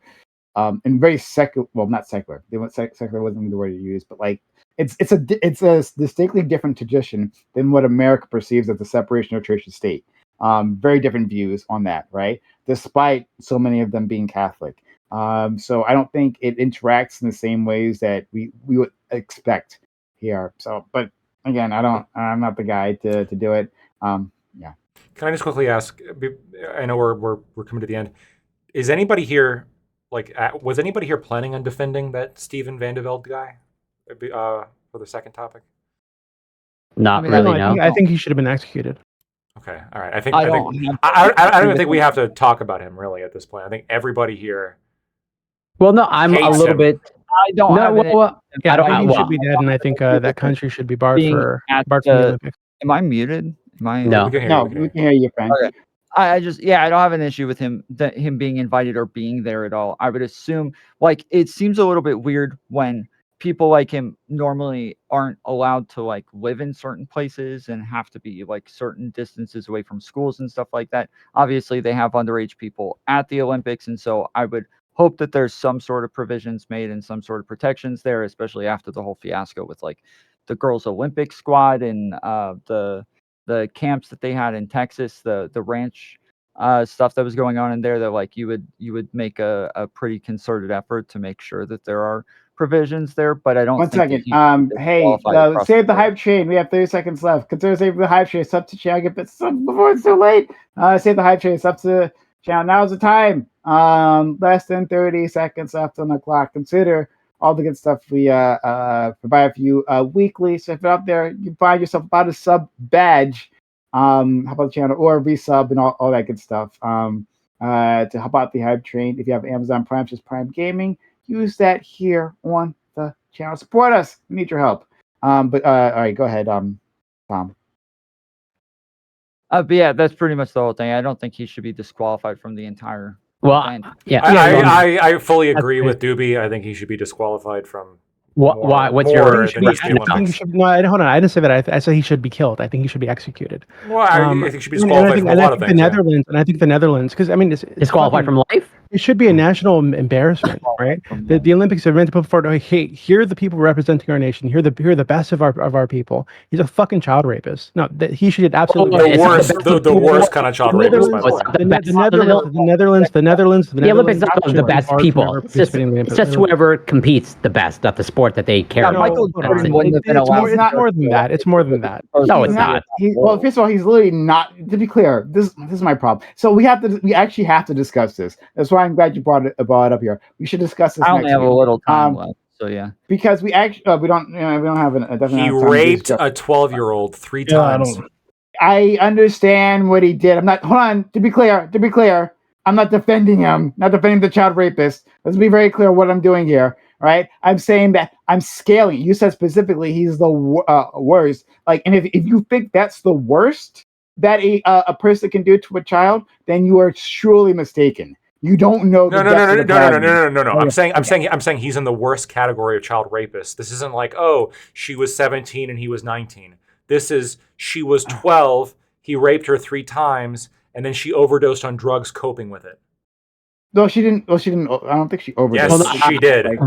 I believe afterwards she self-harmed. Quote, the victim expressed feelings of guilt and had been self-harming and once overdosed. Facts that caused the judge to give Van de Velde a scathing rebuke during the case.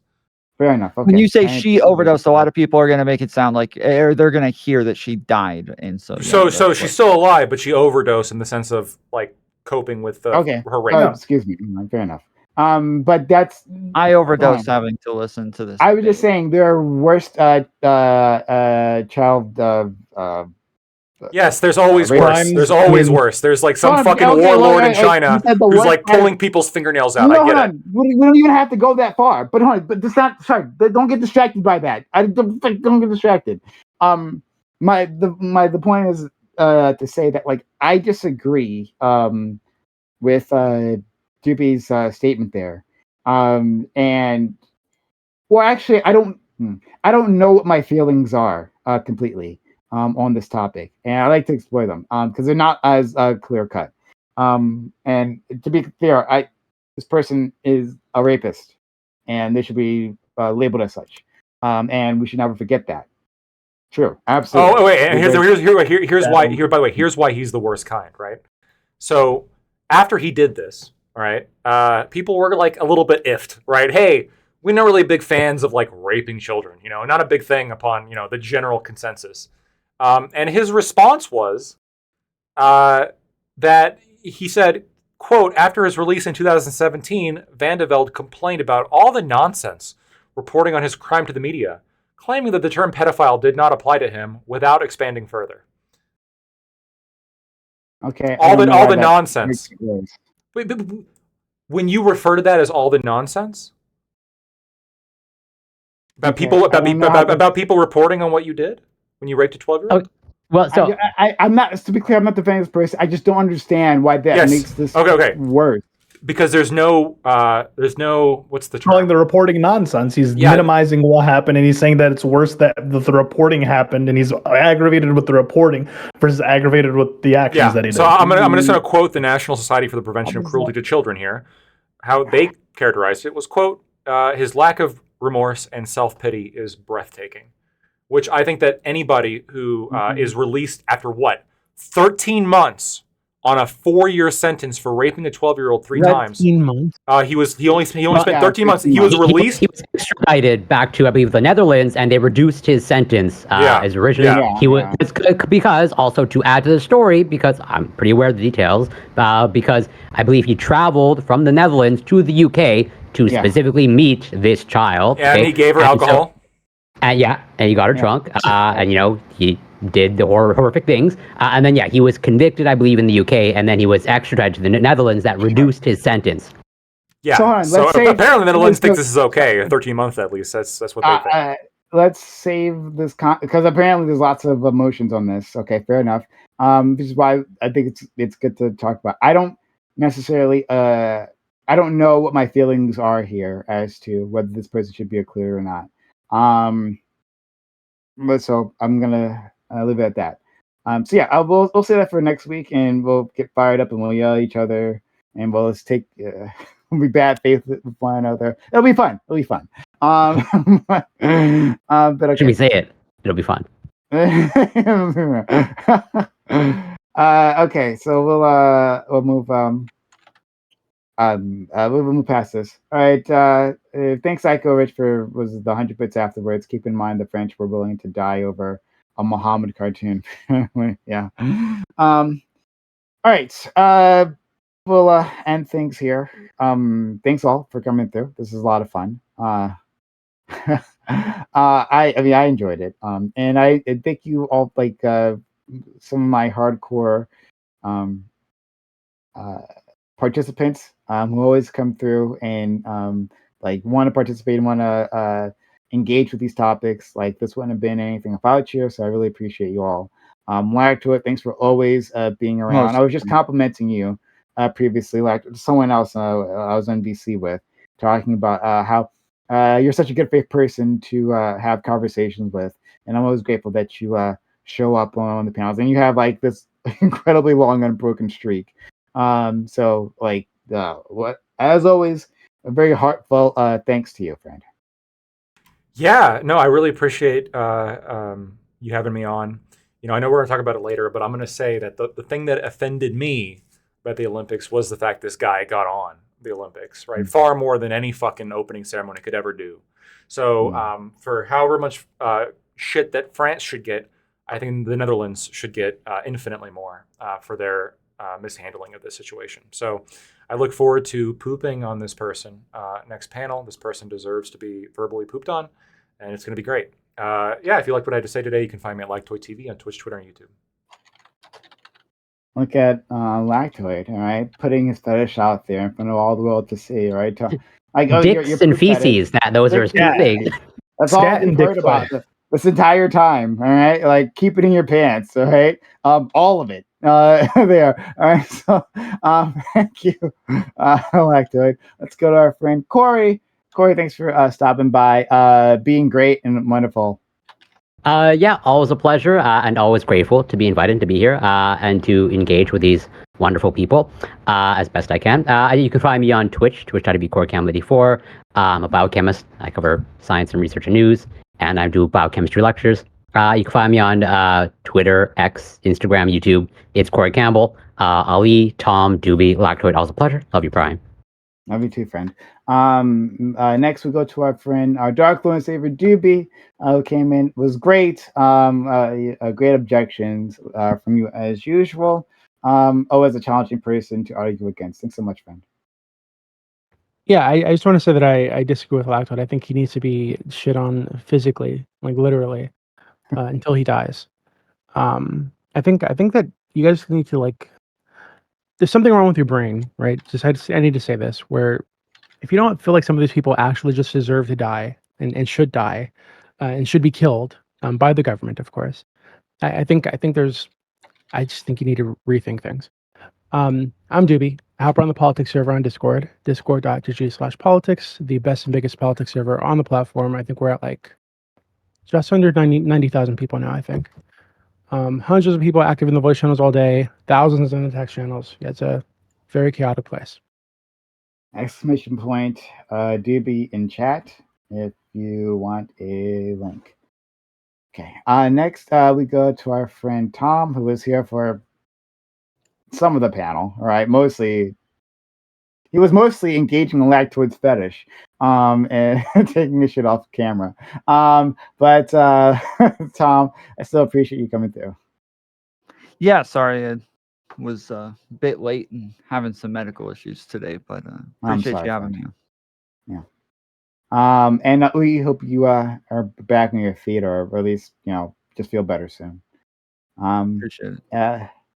And thank you also for providing the opening entertainment with your past dramas.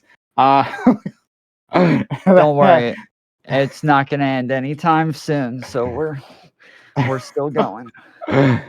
I think you're great. As far as from people describe the controversy to me, right? Like our friend Ali described the controversy, and if he described it accurately, well, I think you're still great, Tom. And I don't think those bad things about you. So appreciate it. And Ali, thank you for coming through. This was nice. I knew this would be a good topic for you, which would be I think this was one you actually suggested this topic. That's right. You also suggested I do this topic. I should have given you credit. Shout out to our friend Ali. He actually hit me up over the weekend and suggested the topic. But I robbed a Middle Eastern man of his flowers, so I do apologize for that. But yeah, you did a great job. So thank you for being here, friend. Yeah, thanks for having me. I think it was interesting to see you be so bad faith about this topic. I'm not gonna lie. It was fun. It was fun, but you stuck to your guns and your convictions, and I really like that. If anyone wants to find me, I'm Sociologic 2Ls, Twitch, Twitter, YouTube. Thanks so much for having me, Prime, Corey, Tom, and fucking other guy. What a lactoid, always a pleasure. Yeah, Doobie, Doobie just leaves. As soon as Muslims talk, he can't stand it. But okay, well, that's the thing. Does anyone want to stick around and talk some more, or I don't know? What do you guys want to do? I'm gonna be sticking around. Okay, I gotta bounce. I got like 5-10 minutes. What do you got to do? What do you got? I fucking work every morning. It sucks. I know. We've talked about how much it sucks. It's only 11:30 though. I say, what kind of man needs more than 3 hours of sleep? Can you just your elevator pitch as to why? Okay, without giving future content away, but why the person should not be allowed to compete after they've served their sentence and paid their dues, so to speak, 10 years later. They didn't pay their dues. Fuck that. They didn't. They didn't pay their dues. Firstly, if they served a decade. Just to be clear, for the type of crime that he committed, and other crimes generally, people have this kind of conception of criminal justice in the sense of, oh, they're all done now, like blank slate, all back to normal. But that's not how I view punishment, right? I view punishment as multi-segmented, which is that for some crimes, it should stick around for the rest of your life. And there's different phases of punishment. So there's the imprisonment phase, in which for what he did, he'd be in prison or in a forced labor camp for 45 years. And then when he got out after the 45 years, then he would be on a list that would prevent him from engaging in the Olympics, from working at any kind of job associated with children, from et cetera, right? There'd be certain severe restrictions. But he'd be ostensibly free, I guess, in certain regards. And there's a very limited amount of crimes that I'd put into this harsh punishment category. But what he did would fit into this harsh punishment category. Murder, I think, would be, for me, murder is automatically life. I don't like to give, unless there's extenuating circumstances that make it particularly it was, I guess it was murder, but holy shit, it was kind of self-defense, but not really. I could be a little bit more lenient on that.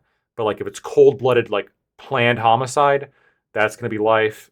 And I do think we should replace prisons with forced labor camps. Go ahead. Let's hold off on that because I really want to engage with this because I have a lot of thoughts on it. I'm not going to respond, but I just want to know.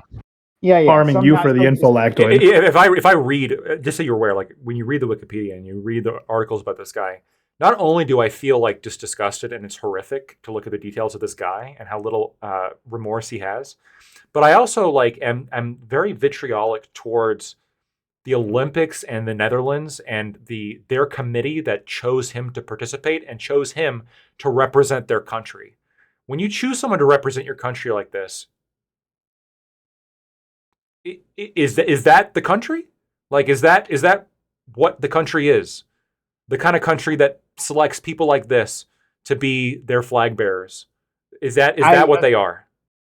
Okay, so save your fire. Because I really want to engage with you on this later on. Hey, love you. Bye bye. Yeah, Take care, Tom. Feel better. Tom. Yeah, feel better, Tom. Yeah, I really want to engage with you on this later on. Yeah. It'll be fun and great. But yeah, thanks for being here. Going up to bed early because I've seen Lactoid on these nights. Stay up much later, and now he's like a grandma. And I'm going, what a loser! Yeah, I gotta take his dentures out, right? My 91-year-old grandmother's still up. Listen, I'll be honest. Like, do you like sake? You guys ever have sake?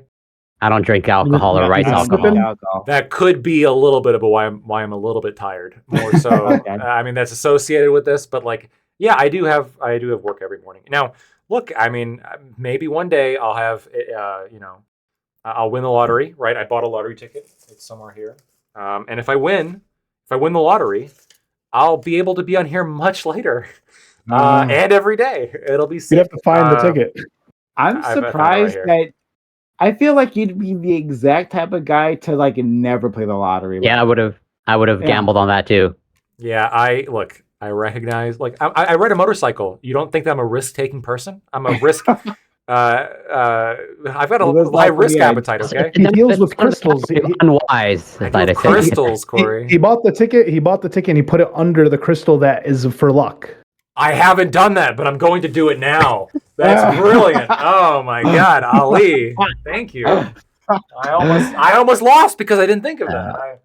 I'll put it right.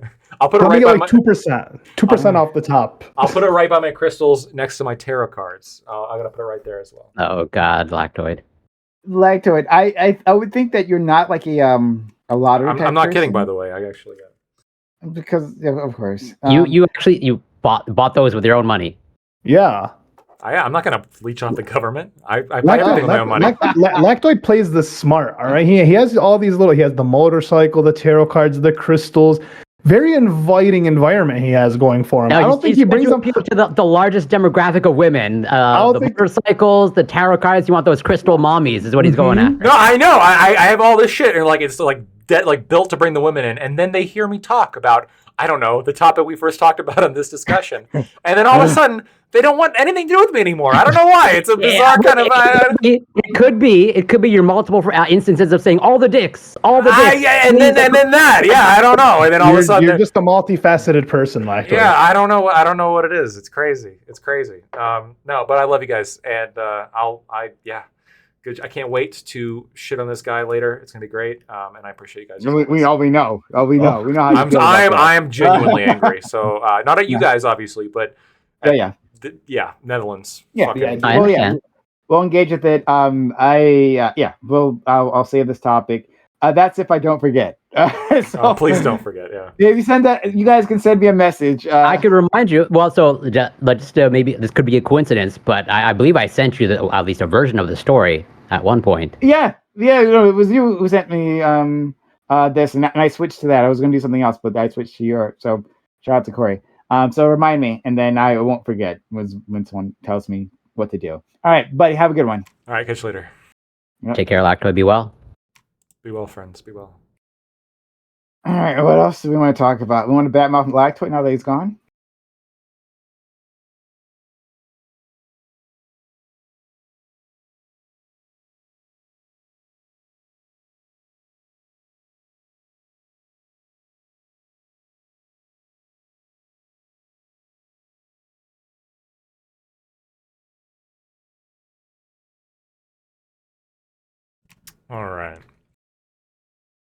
All right, draw a tarot card before you leave. I'll do it.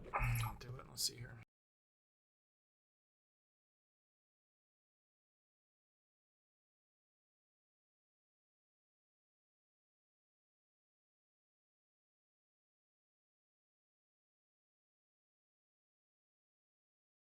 I'm gonna be honest with you. Not to seem too much like a poser. I bought these. I've never used them. What does this mean? I don't know what this means. Does anybody know what this means?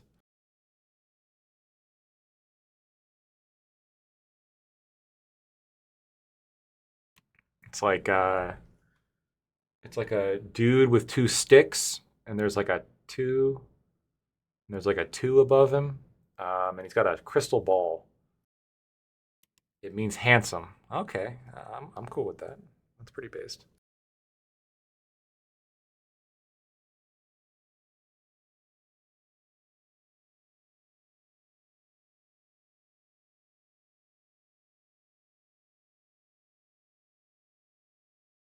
It means chat will yell at you for your bad takes. Yeah, I didn't need to draw a tarot card for that. That's for sure.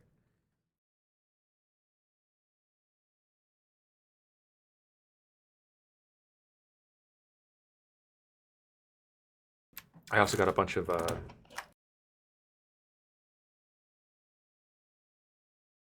crystals here, a bunch of different rocks to extenuate power, I think. Something along those lines.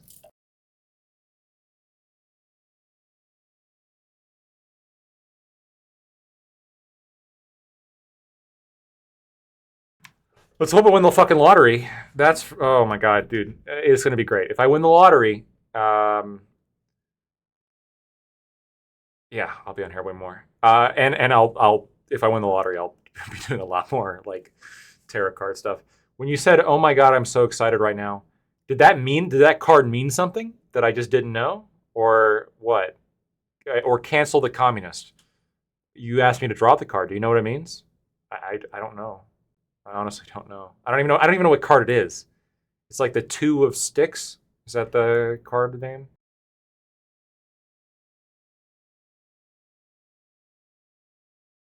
The 2 of sticks. Let's see here. Oh, I found it.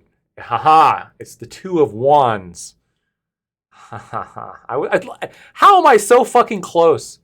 It was the 2 of wands, and I said sticks. Wands are basically sticks. I just fucking guessed it, and I'm so right. The 2 of wands is a minor arcana tarot card. Most often, the 2 of wands card means courage and daring. It has the message of striking out on a journey or new path. The image on the Rider-Waite deck shows us a wealthy merchant or noble looking out at his territory, or perhaps for his ships that have set sail. He holds the world in his hands, symbolizing power. That is good news, friends. A wealthy merchant regarding the lottery ticket. Oh.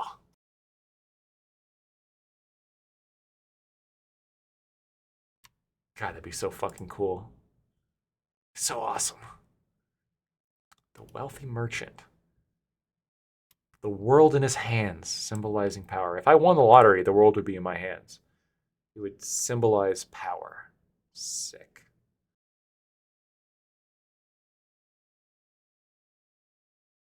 That's so much fun. That's cool. Maybe we'll do more. Maybe we'll do more of that. I don't know. Maybe we'll do more of that.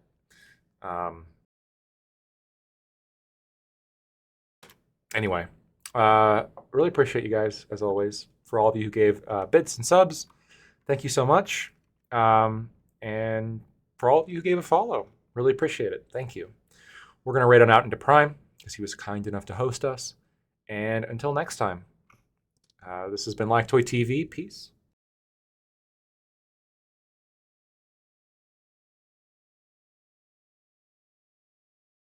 Have a great night, Blue Pharaoh. Thanks for always being so positive and uplifting. It's fantastic.